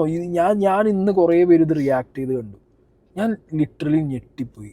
നിങ്ങൾ സപ്പോർട്ട് ചെയ്യാം, ഓക്കെ, നമുക്കൊരു കാര്യം കാണുന്ന സമയത്ത് ഒരു അമ്മ എന്നുള്ള നിലയ്ക്ക് അവരവരുടെ വിഷമങ്ങൾ വന്ന് പറയുന്നു എന്നുള്ള ആസ്പെക്റ്റിൽ സപ്പോർട്ട് ചെയ്യാം. പക്ഷേ literally what she have said, എൻ്റെ കുട്ടികളെ കാണാൻ കൊള്ളൂല, ക്യൂട്ടായിട്ടുള്ള കുട്ടികൾക്ക് പ്രിഫർ ഈയിടെ എന്താ. അപ്പം സ്വന്തം കുട്ടികളെ കുറിച്ച് ഞാൻ പറയുന്നത് എനിക്ക് എന്താ പറയുക, എനിക്ക് ഭയങ്കര സങ്കടം തോന്നി ഇവരിത് പറഞ്ഞപ്പോൾ. ഇങ്ങനെയാണോ ഇത് സംസാരം? അതോ ഇനി ഇവർക്ക് സംസാരിക്കാൻ അറിയാത്ത വിഷയമൊന്നുമില്ല ഇവർക്ക്, സംസാരിക്കാൻ നന്നായിട്ട് അറിയാം, കാരണം ചാനൽ സംസാരിച്ചിട്ടാണ് മുന്നോട്ട് പോകുന്നത്. പക്ഷെ ദിസ് ഈസ് അട്ടർ റോങ്. നിങ്ങളെ കുട്ടികൾ ഇത് കേൾക്കുമ്പോൾ തന്നെ എന്താ എൻ്റെ ഉമ്മ ഇങ്ങനെ പറയുന്നത് ഞങ്ങളെക്കുറിച്ച് എന്ന് തോന്നിപ്പോവില്ലേ കുട്ടികൾക്ക്? ആ രീതിയിലാണ് ഇപ്പോൾ ഈ ഒരു പോർഷൻ അവർ പറഞ്ഞു വെച്ചത്. School purchase, back to school purchase video ഇട്ടതിൽ ടെക്സ്റ്റ് മേടിച്ചപ്പോൾ എത്ര രൂപയായെന്ന് ആൾക്കാർ കമന്റ് ഇട്ടപ്പോൾ ഞാൻ കമന്റിന് റിപ്ലൈ കൊടുത്തു. പൊന്നൂസിന് 4ാം ക്ലാസ്സിലുള്ള കുഞ്ഞിന് 12,000 രൂപ, 9,000 രൂപയായി മോനുകുട്ടന് 2ാം ക്ലാസ്സിലുള്ള ടെക്സ്റ്റ് ബുക്ക്. അതിൽ പല ടീച്ചർമാരും, പല CBSE പഠിപ്പിക്കുന്ന ടീച്ചർമാർ വന്ന് കമന്റ് ഇടാൻ തുടങ്ങി, ഞങ്ങളുടെ സ്കൂളുകളിലൊന്നും ഇത്രയും പൈസ ഇല്ലെന്ന്. ഞാനുള്ള സത്യം പോലെയാണ് അത് കമന്റ് ചെയ്തു. 11,000 രൂപ. അത് അവർക്ക് ഭയങ്കര പ്രശ്നമായി. ആ സ്കൂളിൽ ചേരാത്ത പല കുട്ടികളും അവിടെ വരാൻ പേടിക്കുമെന്ന്, ഇത്രയും പൈസ കേട്ടുണ്ട്. നമ്മൾ അഡ്മിഷൻ എടുത്തു കഴിഞ്ഞാൽ നമ്മൾ പെട്ടു. അഡ്മിഷൻ എടുത്തു കഴിഞ്ഞാൽ ടെക്സ്റ്റിന് ഇത്രയാണ്, ഇതിന് ഇത്രയാണെന്ന് പറയുമ്പോൾ നമ്മൾ ഓട് ഒപ്പിക്കാനായിട്ട്. നോട്ട്ബുക്ക് ഇല്ലാതെയാണ് ഇത്രയും പൈസ, നമ്മൾ ഓട് ഒപ്പിക്കാൻ. നമ്മൾ വീണ് പോയല്ലോ, പിന്നെയും നമ്മൾ വിചാരിക്കും പൈസ പണയം വെച്ചിട്ടായാലും കൊടുക്കാൻ, നമ്മുടെ മക്കൾ പഠിക്കുമല്ലോ. സാധാരണ പല സ്കൂളുകളിലും അധികം ബാക്കിലോട്ടായ കുഞ്ഞുങ്ങളെ മുമ്പോട്ട് കൊണ്ടുവരാൻ ശ്രമിക്കും. ഇവിടെ അങ്ങനെയല്ല, ബാക്കിലോട്ടായിട്ട് കുഞ്ഞുങ്ങൾ ബാക്കിൽ തന്നെ അങ്ങ് ഇരിക്കും. അങ്ങനെ തന്നെ സ്റ്റേറ്റ് സിലബസ് ആണെങ്കിലും സെൻട്രൽ സിലബസ് ആണെന്നുണ്ടെങ്കിലും അച്ചടിച്ച് വരുന്ന ബുക്കിൻ്റെ മുകളിൽ കൃത്യമായിട്ടൊരു MRP പ്രിൻ്റ് ചെയ്ത് കാണും. ഉണ്ടോ? ഇല്ലേ? ഉണ്ട്, എൻ്റെ അറിവിലുണ്ട്. ആ MRPയിൽ കൂടുതലൊരു കാശ് വാങ്ങുകയാണെന്നുണ്ടെങ്കിൽ അതിന് കൃത്യമായി കാരണം നമ്മൾ ചോദിക്കണം. വേണ്ടേ? ചോദിക്കും. ആസ് എ പാരന്റ് നമ്മൾ ചോദിച്ചേ പറ്റും. എല്ലാം കുട്ടികളെ പഠിപ്പിക്കാൻ വേണ്ടി നമ്മൾ സാക്രിഫൈസ് ചെയ്യാണ്, നമ്മൾ കടം വാങ്ങുകയാണ്, നമ്മൾ പണയം വെക്കുകയാണ്, നമ്മൾ അങ്ങനെ ചെയ്യാണ്, നമ്മളോ പഠിച്ചില്ല അവർ പഠിക്കാൻ വേണ്ടി നമ്മൾ 2 അറ്റം കൂട്ടിമുട്ടിക്കാൻ ഓടുമ്പോൾ നമ്മൾ കുട്ടികളെ ഒരറ്റത്തേക്ക് എത്തിക്കാൻ നോക്കുകയാണെന്നൊക്കെ നമ്മൾ പറഞ്ഞാലും നമ്മളൊരു കാശ് എണ്ണി കൊടുക്കുമ്പോൾ നമ്മളത് ചോദ്യം ചെയ്യില്ലേ? ചോദിക്കണ്ടേ നമ്മൾ? നിങ്ങളിപ്പോൾ വീഡിയോ ഇട്ട് യൂട്യൂബിൽ അത്യാവശ്യം നിങ്ങൾ നോർമലി ഒരു കാഷ്വൽ ഒരു മദറിനെ പോലെയല്ല. നിങ്ങളൊക്കെ അത്യാവശ്യം ഇതിനുള്ള സ്കില്ലുണ്ട്. അപ്പോൾ നിങ്ങളൊരു കമൻ്റ് ഇട്ടു എന്ന് പറയുന്നു, ആ കമൻറ്റ് നിങ്ങളൊന്ന് ഈ വീഡിയോയിൽ കാണിച്ചുകൂടായിരുന്നു നിങ്ങൾക്ക്? ഏത് വീഡിയോയിൽ, ഏത് പെർട്ടിക്കുലർ കോണ്ടൻറ്റിൽ, എപ്പോൾ നിങ്ങൾ കമൻ്റ് ഇട്ടു, അതിൻ്റെ റിപ്ലൈസ് എന്തൊക്കെയായിരുന്നു? പിന്നെ നിങ്ങൾ ഈ 9,000 11,000 കണക്ക് പറയുന്നു. ഓക്കെ, ഇനിയിപ്പോൾ ഈ പറഞ്ഞ മിനിക്ക് ഡ്രസ്സ് വാങ്ങാൻ കൊടുത്തതും അല്ലെങ്കിൽ വേറെ എന്തിനെങ്കിലുമൊക്കെ കൊടുത്തത് നിങ്ങൾ ഒരു റെസിപ്റ്റ് മേടിച്ചില്ല എന്ന് പറയാം. സ്കൂളിൽ കുട്ടികൾക്ക് ടെക്സ്റ്റ് ബുക്ക് വാങ്ങുന്നതിന് നിങ്ങൾക്ക് റെസിപ്റ്റ് കാണുമല്ലോ, അല്ലെങ്കിൽ നിങ്ങളത് കൊടുത്തതിനൊരു പ്രൂഫ് കാണുമല്ലോ. നിങ്ങൾക്ക് അത് കാണിക്കാമല്ലോ വീഡിയോയിൽ. നിങ്ങളത് കാണിക്കണം എന്നാണ് ഞാൻ പറയുന്നത്. അങ്ങനെയാണെങ്കിൽ സ്കൂൾ മാനേജ്മെൻറ്റ് അപ്പടച്ചു കൂട്ടണം അല്ലേ? ഗവൺമെൻറ്റിനെ പറ്റിച്ച് പ്രിൻ്റഡ് MRPയിൽ കൂടുതൽ പൈസ വാങ്ങുന്ന ഈ മാനേജ്മെൻറ്റ് സ്കൂൾ എന്ത് ചെയ്യരുത്? നടക്കരുത്, പൂട്ടിക്കണം. അല്ല, സീരിയസ്ലി ഇവർ ഇത്രയും വർഷം ഇത്രയും ബുദ്ധിമുട്ടുകളും ഇത്രയും പൈസയും ഇവർ ഈ വീഡിയോനകത്ത് പറയുന്നുണ്ട്. കഷ്ടപ്പാട് കൊണ്ട് അവർക്ക് പല സാഹചര്യങ്ങളിലും പലതും ചെയ്തു കൊടുക്കാൻ മക്കൾക്ക് പറ്റിയില്ല, സ്കൂളിലെ പല കാര്യങ്ങളും അവർക്ക് മീറ്റ് ചെയ്യാൻ പറ്റിയില്ല എന്ന് പറയുമ്പോഴും 7,000 രൂപയ്ക്ക് സ്വിമ്മിങ് പഠിപ്പിക്കുന്നു, 11,000 രൂപയ്ക്ക് ബുക്ക് വാങ്ങുന്നു. ഇനി കുട്ടികൾക്ക് വർഷമുള്ളവരുടെ ആനുവൽ ഫീ, ഹോഴ്സ് റൈഡിങ്. അപ്പോൾ നിങ്ങളൊരു എബോ ആവറേജ് ലിവിങ് സ്റ്റൈലുള്ള ഒരാളാണ്. നിങ്ങൾക്കപ്പോൾ അന്ന് നിങ്ങളെ കണ്ണിൽ നിങ്ങൾക്ക് സർക്കാർ സ്കൂൾ കണ്ടുപിടിക്കാത്തത് കൊണ്ട് തന്നെയാണ് നിങ്ങൾ CBSE സ്കൂളിൽ കൊണ്ടുപോയി ചേർത്തത്. ഇനി CBSE സ്കൂളിൽ നിന്ന് നിങ്ങൾക്കൊരു തിരിച്ചടി കിട്ടിയെന്ന് നിങ്ങൾ പറയുന്നു. അപ്പം നിങ്ങൾക്ക് സാധാരണക്കാരുടെ സ്കൂൾ ഭയങ്കര സംഭവമായിട്ട് തോന്നുന്നുണ്ടാവും. അല്ല, ഇപ്പോൾ TC വാങ്ങിയല്ലോ, ചേർക്കുമായിരിക്കും. ഈ വീഡിയോയിൽ ഞാൻ ഫ്രോക്കിന്റെ കാര്യം അന്ന് പറഞ്ഞപ്പോൾ തൊട്ട് ഇവര് മോനുകുട്ടൻ ക്ലാസ്സിലിരിക്കുവാണ്. എല്ലാ കുഞ്ഞുങ്ങളെയും മോനെ എടേ എന്നൊക്കെ വിളിക്കും. എടോ, എണീക്കടോ, വാടോ. 2ാം ക്ലാസ്സിൽ പഠിക്കുന്ന കുഞ്ഞിനെയാണ്. കുഞ്ഞിനോട് ദേഷ്യമാണ്. ആ മാനേജ്മെന്റിന്റെ ബന്ധുവായ ഒരു ടീച്ചറാണ്, ഒരു സ്ത്രീയാണ്. അവിടെ സ്ത്രീ എന്ന് തന്നെ വിളിക്കണം. കുഞ്ഞുങ്ങളെ ഒരുപോലെ കാണാൻ പറ്റാത്ത സ്ത്രീ. ആ സ്ത്രീയാണ് അവിടെ ഹിന്ദി പഠിപ്പിക്കുന്നത്. അവിടെ വാച്ച്മാനായിട്ട് നിൽക്കുന്നതും ഈ സ്ത്രീയാണ്. കൈയും കെട്ടി നിൽക്കും. കാർ ആരെവിടെ ഇടണം, വണ്ടി ആരെവിടെ ഇടണം എന്ന് തീരുമാനിക്കുന്നത് ഈ സ്ത്രീയാണ്. കുഞ്ഞുങ്ങളുടെ അടുത്ത് ഭയങ്കര വിദ്വേഷം. എണീക്കടോ, നടക്കടോ. ഇപ്പൊ കുഞ്ഞ് നോമ്പ് പിടിച്ച് കുഞ്ഞവിടെ പോയപ്പം എന്നോട് പലരും ചോദിച്ചു, മോനോട്ടനെ പൊന്നൂസിനെ എന്തുകൊണ്ട് നോമ്പ് പിടിപ്പിച്ചില്ല? 2 നോമ്പല്ലേ പിടിപ്പിച്ചുള്ളൂ. ക്ലാസ്സിൽ പോകുമ്പോ ഇതാണ് കുഞ്ഞിനോട് പറയുവാണ്, എന്താ ചോറ് തിന്നാത്തെ? മോനോട്ടൻ പറയാൻ, നോമ്പാ ടീച്ചറെ. നീ നോമ്പ് പിടിച്ചിട്ട് എന്താ കാര്യം? നിന്റെയൊക്കെ സ്വഭാവം ആദ്യം നന്നാക്ക, അല്ലാതെ നീ ഒന്നും നോമ്പ് പിടിച്ചിട്ട് കാര്യമില്ലെന്ന് 2ാം ക്ലാസ്സിൽ പഠിക്കുന്ന കുഞ്ഞിനോട് പറയാണ്. കുഞ്ഞു വന്ന് എന്നോട് പറയുമ്പോഴും ഞാൻ പറയാണ്, സാരമില്ല മക്കളെ, നമ്മൾ ഈ വർഷം അങ്ങ് TC മേടിച്ച് പോവല്ലോ അവിടെ നിന്ന്, കുഴപ്പമില്ല, പോട്ട് മക്കളെ എന്ന് പറഞ്ഞ് ആശ്വസിപ്പിക്കുകയാണ്. ഹിന്ദി എക്സാം വന്നപ്പോൾ പൊന്നു നമ്മൾ അറിയാത്ത ക്വസ്റ്റ്യൻ ആണ്. ഹിന്ദി അല്ലേ, അവൻ 4ാം ക്ലാസ്സിൽ പഠിക്കുന്ന കുഞ്ഞിന് അത്രയും കൂട്ടി വായിക്കാൻ അറിയത്തില്ലായിരിക്കും. ടീച്ചർ ഈ ക്വസ്റ്റ്യൻ എന്തുവാണ്, ഇതേ സെയിം ടീച്ചർ തന്നെ പറയുവാണ്, എനിക്ക് ഹിന്ദി അറിയത്തില്ല, അവിടെ ഇരുവച്ച് ചെയ്യുന്നു. ആ പെൺപിള്ളക്ക് ഹിന്ദി അറിയത്തില്ലേ, പിന്നെ എന്തിനാണ് അവിടെ ടീച്ചറായിട്ട്? എന്തോ ക്വാളിഫിക്കേഷൻ അനുസരിച്ച് ബന്ധു ആണെന്ന ക്വാളിറ്റിയിലാണോ അവിടെ ടീച്ചർ ആവാൻ പഠിപ്പിക്കാൻ ഇരുത്തിയേക്കുന്നത്? ഹിന്ദി അറിയത്തില്ല, അവിടെ ഇരുവച്ച് ചെയ്യുന്നു. അതായത് ഇവിടെ ഒരു ടീച്ചറെ കുറിച്ചാണ് ഇവർ പറയുന്നത്. ഈ ടീച്ചറെ കുറിച്ച് ഇവർക്ക് ഇത്രത്തോളം കംപ്ലൈൻറ്റുകൾ ഉണ്ടെന്നുണ്ടെങ്കിൽ ഞാൻ പറയുന്നത് അപ്പോഴോ നിങ്ങൾ കംപ്ലൈൻറ്റ് ചെയ്തില്ല. നിങ്ങൾ ഈ കുട്ടികളെ ഇവർ ഹിന്ദി പഠിപ്പിക്കാത്തതോ അല്ലെങ്കിൽ അവർ ബാക്കിയുള്ള കാര്യങ്ങൾ ചെയ്യുന്നതോ മാനേജ്മെൻറ്റിൻ്റെ ബന്ധു അതൊക്കെ നിങ്ങൾ വിട്. നോമ്പെടുത്ത് വന്ന നിങ്ങളെ മക്കളോട് ഈ ഹിന്ദി ടീച്ചർ മോശമായ രീതിയിൽ മതപരമായ രീതിയിൽ കുട്ടിയുടെ മാനസികാവസ്ഥയെ താളം തെറ്റിക്കുന്ന രീതിയിൽ സംസാരിച്ചിട്ടുണ്ടെങ്കിൽ ടീച്ചർക്കെതിരെ നിങ്ങൾ CWCയിൽ കേസ് കൊടുക്കണം മാഡം. നിങ്ങളെ കുട്ടികളല്ലേ, അവരിത്രയും പെയിന് സഹിക്കുന്നില്ലേ? ചെറുപ്രായത്തിൽ നിന്ന് ടീച്ചറെ കയ്യിൽ നിന്നൊരു ട്രോമ കിട്ടുക എന്ന് പറഞ്ഞു കഴിഞ്ഞാൽ ഇത് ഭയങ്കര ഹാർഡായിട്ടുള്ള ഒരു കാര്യമാണ്. നിങ്ങളിത് യൂട്യൂബിൽ വന്നിട്ടല്ല വീഡിയോ ഇടുന്നത് മാഡം. നിങ്ങൾ CWCയിൽ ആ ടീച്ചറെ പേരിൽ കേസ് കൊടുക്കുക. അല്ല സീരിയസ്, അതാണ് അത് വേറെ കാര്യം. ഒരു അമ്മ എന്നുള്ള നിലയ്ക്ക് നിങ്ങളൊരു ദുരന്ത ഫ്ലോപ്പാണ്. അതായത് മക്കളെ നിങ്ങൾ എങ്ങനെയെങ്കിലും സഹിക്കൂ, നമ്മൾ ഈ വർഷം കൂടിയല്ലേ ഉള്ളൂ. ഇതാ പിഞ്ചു കുട്ടി, ആ കുട്ടിയുടെ വിശ്വാസം ഇത് വല്ല ഡിഗ്രിക്കും കോളേജിലും പറയാൻ പാടില്ല. നിങ്ങൾ ഇത്രയൊക്കെ പറയുന്ന ഒരു അമ്മ, ഒരു കുട്ടി മതപരമായ കാര്യം, നിങ്ങൾ മതപരമായ ഒരു കുട്ടിയെ വളർത്തുന്നു, ആ കുട്ടിയുടെ വിശ്വാസങ്ങളെ ഹനിക്കുന്ന രീതിയിൽ വേദനിപ്പിക്കുന്ന രീതിയിൽ ആ കുട്ടിയോട് ടീച്ചർ പറയുമ്പോൾ നിങ്ങൾ മറ്റേ പഴയ എന്താ പറയുക, പണ്ട് അങ്ങനെയാണല്ലോ, പണ്ട് കാലത്ത് അമ്മമാരച്ഛന്മാരെന്നാണല്ലോ നമ്മൾ പറയുക. നമ്മുടെ അമ്മമാരച്ഛൻ സഹിച്ചോ എന്ന് പറയും. അതുപോലെ നിങ്ങളും നിങ്ങളോ മക്കളോട് പറയുന്നത് സഹിച്ചോ എന്നാണ് മാഡം. അപ്പം നിങ്ങളും അതിലൊരു കാരണക്കാരി, ഒരു കുറ്റക്കാരിയാണ്. ആ കുറ്റവും കാരണം നിങ്ങൾക്ക് തിരുത്താൻ താല്പര്യം ഉണ്ടെന്നുണ്ടെങ്കിൽ നിങ്ങൾ ആ മക്കൾക്ക് വേണ്ടി ചെയ്യേണ്ടത് എന്താ, ഇപ്പോഴെങ്കിലും ആ ടീച്ചർക്കെതിരെ ഒരു കേസ് കൊടുക്കുക. അവളുടെ ഓരോ സംസാരങ്ങളും കാര്യങ്ങളൊക്കെ കേട്ട് കഴിഞ്ഞാൽ നിങ്ങൾ രണ്ടുപേരും പണ്ട് നിങ്ങളുടെ ജീവചരിത്രം മൊത്തം കണ്ടേ അറിയാവുന്നത് പോലെയാണ് പറഞ്ഞത്. ഞാൻ നിങ്ങളെ ഫോട്ടോ എടുത്തത് ഞാൻ സത്യം പറഞ്ഞാൽ ഞാൻ അന്തം വിട്ടുപോയി. കാരണം അന്ന് ഞാൻ നിന്റെ കൂടെ നിന്ന് ഫോട്ടോ എടുത്തതിന് എന്നെ വിളിച്ചിട്ട് എന്തൊക്കെയാ പറഞ്ഞേ, ഇങ്ങനത്തെ ഒരു പെണ്ണ് കൂടെയാണോ നീ കൂട്ടുകൂടുന്നത്, അങ്ങനെയാണ് ഇങ്ങനെയാണോ പറഞ്ഞു. ഞാൻ വിളിച്ചിട്ട് എന്താ ഇങ്ങനെ നിന്റെ അടുത്ത് അത്രയും വൈരാഗ്യമുള്ള പോലെയാണ് സംസാരിച്ചത്. പറയാൻ പറ്റാത്തതും അവർ എന്നോട് പറഞ്ഞിട്ടുണ്ട്, ഞാൻ എന്നോട് പറഞ്ഞിട്ടില്ല. അപ്പൊ ഞാൻ വെച്ചാൽ എന്തോലും മുൻവൈരാഗ്യമുള്ള അങ്ങനെ അത്രയും പറഞ്ഞില്ലേ, എന്നെ വിളിച്ചവൾ അങ്ങനെ പറയണമെങ്കിലേ. അപ്പൊ ഞാനിതന്ന് നിന്നോട് പറഞ്ഞപ്പോഴും നീ ഇങ്ങനെ തന്നെ അന്ന് എന്നോട് പറഞ്ഞേ, ഒരു തെറ്റ് ശരി ഏതാ ശരി തന്നെ നിലനിൽക്കൂ, അങ്ങനെയൊക്കെയാണ് നീ അന്ന് എന്നോട് പറഞ്ഞത്.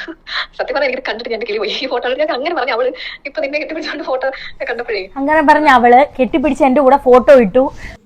ഞാൻ വിളിച്ചായിരുന്നു, പക്ഷെ ഞാൻ കാരണം മറ്റുള്ളവരെ കൂടെ ഇതിനകത്തോട്ട് ട്രാക്ക് ചെയ്യുന്നതിനോട് എനിക്ക് യോജിപ്പില്ല. അപ്പം ഞാൻ ഇനി എന്ത് ചെയ്യണമെന്ന് എനിക്ക് അറിഞ്ഞൂടാ. ഇപ്പൊ ഈ പറഞ്ഞ ആളെ എന്റെ അടുത്തോട്ട് കൊണ്ടുവന്നതിന് ഞാൻ അവരോട് സംസാരിച്ച് ക്ലാരിഫൈ ചെയ്യാന്നല്ലാതെ ഞാൻ കാരണം ഇനി വേറെ ആൾക്കാരെ ഇതിനകത്തോട്ട് ആഡ് ചെയ്യുന്നതിനോട് എനിക്ക് താല്പര്യം. നീ എന്റെ അടുത്ത് അത്രയും സംസാരിച്ചോണ്ടാണ് ഞാനത് ക്ലാരിഫൈ ചെയ്ത് നിന്റെ അടുത്ത് പറഞ്ഞത്. ഇനി വേറെ ആൾക്കാരോട് ഇതിനകത്ത് ഇൻവോൾവ് ചെയ്യേണ്ട കാര്യമില്ല. ഒന്നാമത് അവർക്കൊക്കെ വേറെ കുറെ പ്രശ്നങ്ങളൊക്കെ ആയിട്ട് നിൽക്കുന്ന ടീമുകളാണ്. അവരാരും ഇതൊന്നും സ്പ്രെഡ് ചെയ്തിട്ടുമില്ല. ഇത് ഫ്രണ്ട്ലി നേച്ചറിനകത്ത് നിങ്ങളുടെ ഒരു വീഡിയോ കണ്ടപ്പോൾ അതിന്റെ റിയാക്ഷൻ വെച്ചിട്ട് സംസാരിച്ചാണ്. അത് ഇത്ര സീനാക്കി അവരുടെ ഇവരുടെയൊക്കെ പേരുകളൊക്കെ അതിനകത്ത് വന്നു കഴിഞ്ഞാൽ അത് വേറെ വിഷയത്തിലോട്ട് പോകും. അത് ഞങ്ങളുടെ റിലേഷനെ അത് ബാധിക്കും. അതുകൊണ്ടാണ് ഞാൻ പറഞ്ഞത്. ഞാനായിട്ട് നിങ്ങളുടെ ലൈഫ് സ്പോയിൽ ചെയ്യാൻ ശ്രമിച്ചു, നിങ്ങളുടെ ബാഡ് ഇമേജ് ഉണ്ടാക്കി എന്നൊക്കെ പറഞ്ഞ അതാരാ പറഞ്ഞെന്ന് വെച്ചാൽ അവരുടെ കാര്യം ഞാൻ ക്ലിയർ ചെയ്ത് തരാം. അല്ലാതെ ഇനി വേറെ ആൾക്കാരെ അതിനകത്ത് ഇൻവോൾവ് ചെയ്യേണ്ടത്. സത്യം പറഞ്ഞാൽ ഇങ്ങനെ പച്ചമാംസം തിന്ന് നടക്കുന്നവരുടെ മുഖം കാണിക്കേണ്ടതാണ്, പക്ഷെ എനിക്ക് ഇഷ്ടമല്ല കാണിക്കാൻ. അത് വയ്ക്കുന്നു, ഞങ്ങളുടെ വീട്ടിൽ പാലുകാച്ചിന് വരുന്നു, എൻ്റെ കൂടെ ഫോട്ടോ എടുക്കുന്നു, വീഡിയോ എടുക്കുന്നു, എന്നിട്ട് എന്നെ പറ്റി ഇത്രയും വലിയൊരു അലിഗേഷൻ. നിങ്ങൾ പരസ്പരം പ്രേമിച്ചവരായിക്കോട്ടെ, പക്ഷെ എന്നെ പറ്റി ഒന്നും അറിയാത്ത എന്നെ പറ്റി ഇത്രയും വലിയൊരു അലിഗേഷൻ എങ്ങനെ പറയാൻ തോന്നി? എൻ്റെ പച്ചമാംസം ഒരു വർഷമായിട്ട് എങ്ങനെ തിന്നാൻ തോന്നി? നിങ്ങൾ എത്ര പേരൻസിനോട് ഇത് പറഞ്ഞു കാണും? മാനേജ്മെന്റിന്റെ മടിയിൽ കയറി ഇരിക്കാൻ അവകാശമുള്ള പെൺകൊച്ചാണ് ഈ കൊച്ച്. കാരണം ഈ പെൺകുട്ടി അവിടെ നേരത്തെ പഠിച്ചിട്ടുള്ള പെണ്ണാണ് എന്ന് വെച്ചാൽ അവിടെ +1 +2 പഠിച്ചിട്ടുണ്ട്. അപ്പൊ ഇവർ ഭയങ്കര കൂട്ടാണ്. ഈ കൊച്ചിനെ അവിടെ മാഗസീനിൽ ഫോട്ടോ ഇടൂ, അവർ തമ്മിൽ ഭയങ്കര കൂട്ടാണ്, എല്ലാത്തിനും ഫ്രണ്ടിലെടുത്തു. അപ്പൊ മാനേജ്മെന്റുമായിട്ട് ഈ കാര്യങ്ങളാണ് ചർച്ച ചെയ്യുന്നത്. അപ്പൊ മാനേജ്മെന്റിന് എന്നോടൊരു ദേഷ്യമാണ്, അവരുടെ ഫ്രോക്ക് കൊള്ളത്തില്ലെന്ന് ഞാൻ പറഞ്ഞു. അപ്പോൾ എൻ്റെ ഹസ്ബൻഡിന്റെ ആദ്യത്തെ കാമുകിക്കും എന്നോട് ദേഷ്യമാണ്. അപ്പൊ അവരുടെ സ്കൂളിൽ പഠിച്ച ആളുമാണ്. ഇവർ തമ്മിൽ ഭയങ്കര മാനേജ്മെന്റും ഈ പെൺകുട്ടിയും തമ്മിൽ ഭയങ്കര അടുപ്പമാണ്. നിങ്ങൾ ഈ വീഡിയോ മൊത്തമായിട്ട് ആ ലേഡിയുടെ ചാനലിൽ കാണുന്നത്, ഈ ഹസ്ബൻഡിൻ്റെ ആദ്യത്തെ കാമുകി എന്നൊക്കെ പറയുമ്പോൾ ഇവരുടെ ഹസ്ബൻഡിൻ്റെ ഒരു ഗതികേടാണ് ഞാൻ ആലോചിച്ചത്. അയാളെ മാനവും പോയി. എനിക്കറിയാൻ പാടില്ല പൊന്നുശ്രീ, ആ മനുഷ്യൻ്റെ മാനവും പോയി. എന്നിട്ട് കോമഡി എന്താ അറിയോ, ഈ ഹസ്ബൻഡിൻ്റെ കാമുകി എന്ന് പറയുന്ന ഈ കാമുകിയായിട്ട് ഇവരെ ഹസ്ബൻഡും ഇവർ ഈ പറയുന്ന ഈ വീഡിയോയിൽ കാണിച്ച മുഖം തീ വെച്ച് മറച്ച ഈ പെൺകുട്ടിയും ഇവരുടെ ഹസ്ബൻഡും തമ്മിൽ പ്രേമിച്ചത് ഏത് സമയത്താണെന്നറിയോ? 6ാം ക്ലാസ്സിലും 7ാം ക്ലാസ്സിലും 8ാം ക്ലാസ്സിലും പഠിക്കുമ്പോൾ. അതാണ് ഇപ്പൊ ഇവർ ഈ വന്നിരുന്ന് പറയുന്നത്. എക്സ് കാമുകി ഈ 6ാം ക്ലാസ്സിലും 7ാം ക്ലാസ്സിലും പഠിക്കുന്ന കുട്ടികളെ സമയത്ത് ഒരു ഇൻഫാക്ച്വേഷൻ എന്ന് പോലും ഇതിന് പറയാൻ പറ്റില്ല. എന്തോ ഒരു അട്രാക്ഷൻ, അത്രേ ഉള്ളൂ. അല്ലെങ്കിൽ പ്രേമം സ്നേഹം എന്താന്ന് അറിയാൻ പോലും പറ്റാത്ത കാലഘട്ടത്തിൽ തോന്നുന്ന ഒരു തരം ഒരു എന്താ പറയുക, ഒരു വികാരം, അതിനെ നിങ്ങൾ എടുത്തു വെച്ച് കൊണ്ടുവന്ന് അതിൻ്റെ പേരിൽ, അതായത് ഇവരുടെ ഒരു Q&A ഇവരിട്ട സമയത്ത് അതിനകത്ത് എന്തൊക്കെയോ കുറേ കോമൻറ്റുകൾ വന്നു. ആ കോമൻറ്റുകൾ വന്ന സമയത്ത് ഇവർ ഒരു സ്കൂളിൽ പഠിച്ചവരായതുകൊണ്ട് ഈ പർട്ടിക്കുലർ ഇവർ ഈ വോയിസ് വെച്ച് മുഖം മറച്ച് കാണിച്ച ലേഡി ഇവരെക്കുറിച്ച് കുറേ കഥകൾ അടിച്ചിറക്കി. മനസ്സിലായോ? ഇത് അവിടുത്തെ ഒരു എക്സ് സ്റ്റുഡൻ്റ് ആയതുകൊണ്ടും നേരത്തെ മാനേജ്മെൻറ്റിൻ്റെയും ഇവരുടെയൊക്കെ മടി കയറി ഇരിക്കാൻ പറ്റുന്ന ആളായതുകൊണ്ടും ഇവരെ ഒരു വർഷമായിട്ട് പാരൻസിൻ്റെ ഇടയിൽ ഇല്ലാത്ത കഥകൾ പറഞ്ഞു. നിങ്ങൾ എന്താ പറയുക, നിങ്ങൾ ഈ ലേഡിക്കെതിരെ കേസ് കൊടുക്കുക. നിങ്ങളെക്കുറിച്ച് ഇല്ലാത്ത കാര്യങ്ങൾ, നിങ്ങളെ ലൈഫിനെ കുറിച്ച് ഇല്ലാത്ത കാര്യങ്ങൾ പറഞ്ഞു കൊടുത്തു എന്ന് പറഞ്ഞ് നിങ്ങൾ കേസ് കൊടുക്ക്. ഇപ്പം ഇവർ മുഖം മറച്ച ഈ ലേഡി ഉണ്ടല്ലോ, ഇപ്പം ഇതൊക്കെ പറഞ്ഞു എന്ന് പറഞ്ഞാൽ ഇവരുടെ ഹസ്ബൻഡിൻ്റെ എക്സ് കാമുകി, 6ാം ക്ലാസ്സിലെ കാമുകി, സ്കൂൾ കാമുകി, ഈ കാമുകിയുടെ ഹസ്ബൻഡ് ഇന്ന് എന്നെ കോണ്ടാക്ട് ചെയ്തിട്ടുണ്ടായിരുന്നു. അവരെനിക്ക് അവരുടെ ഒരു അവസ്ഥ പറഞ്ഞു തന്നിട്ടുണ്ട്. ഇപ്പോൾ ഇവർ ഈ മുഖം മറച്ച് കാണിച്ച ലേഡി അവരൊരു വോയിസ് എനിക്ക് അയച്ചിട്ടുണ്ട്. ആ വോയിസ് ഞാനിവിടെ പ്ലേ ചെയ്യാം, നിങ്ങൾ അതൊന്ന് കേൾക്ക്.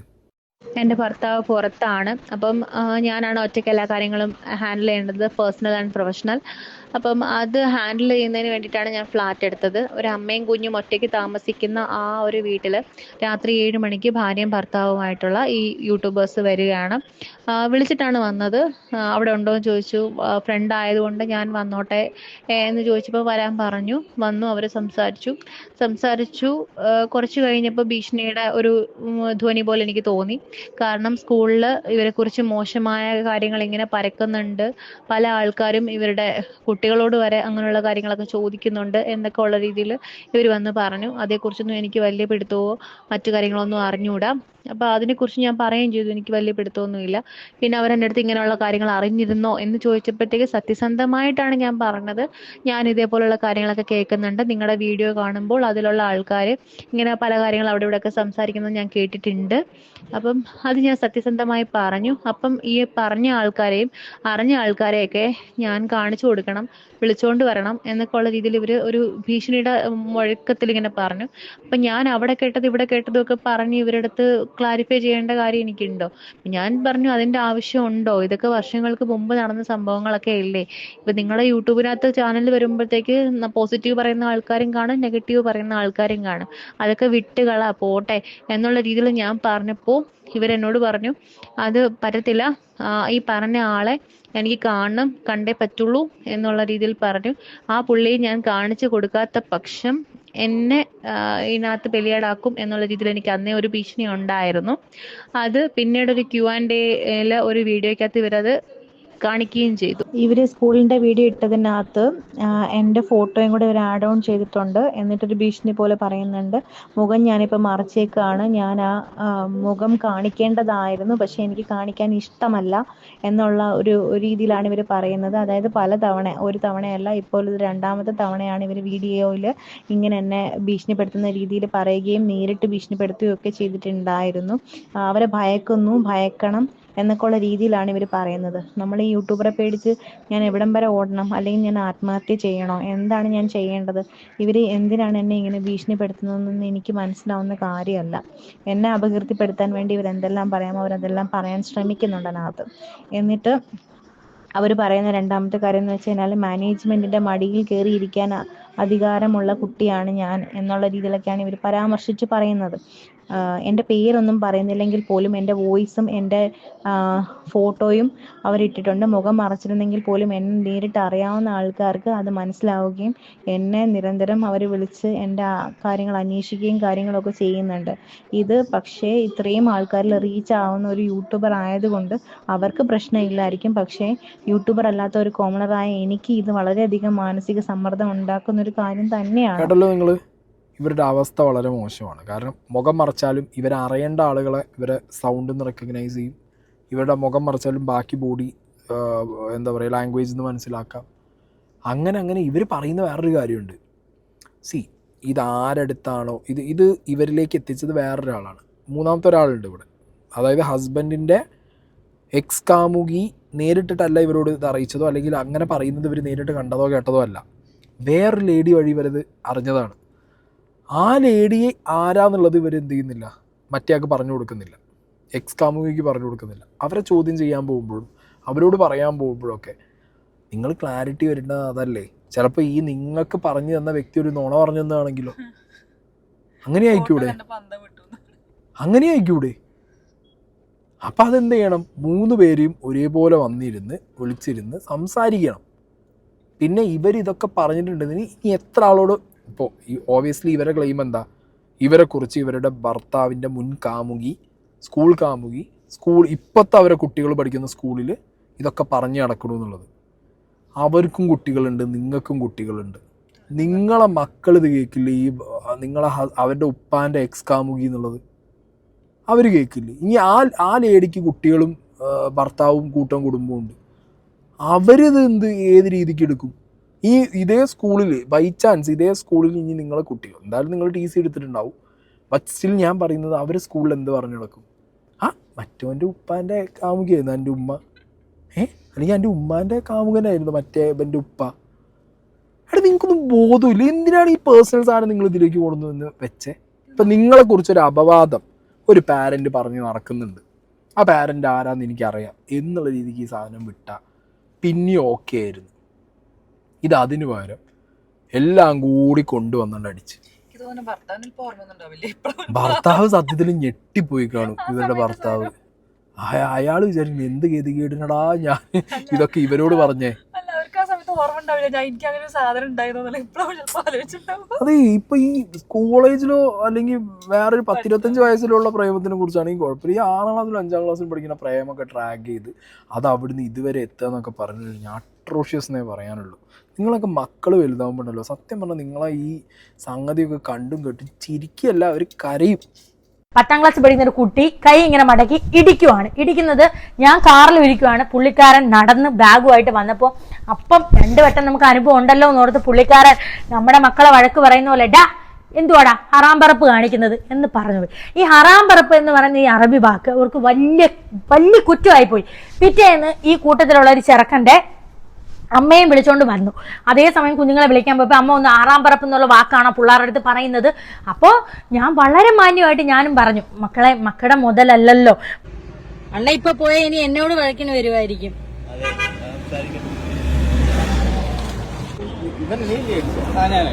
കാറ് ഇരിപ്പുണ്ടായിരുന്ന ആള് കണ്ടിട്ടല്ലേ ഇങ്ങനെ ഇടിച്ച്, അങ്ങനെയുള്ള വൈകാരികം എനിക്ക് ഉണ്ടാവാനുള്ള കാരണം എന്തോ അതവിടെ തീർത്തു.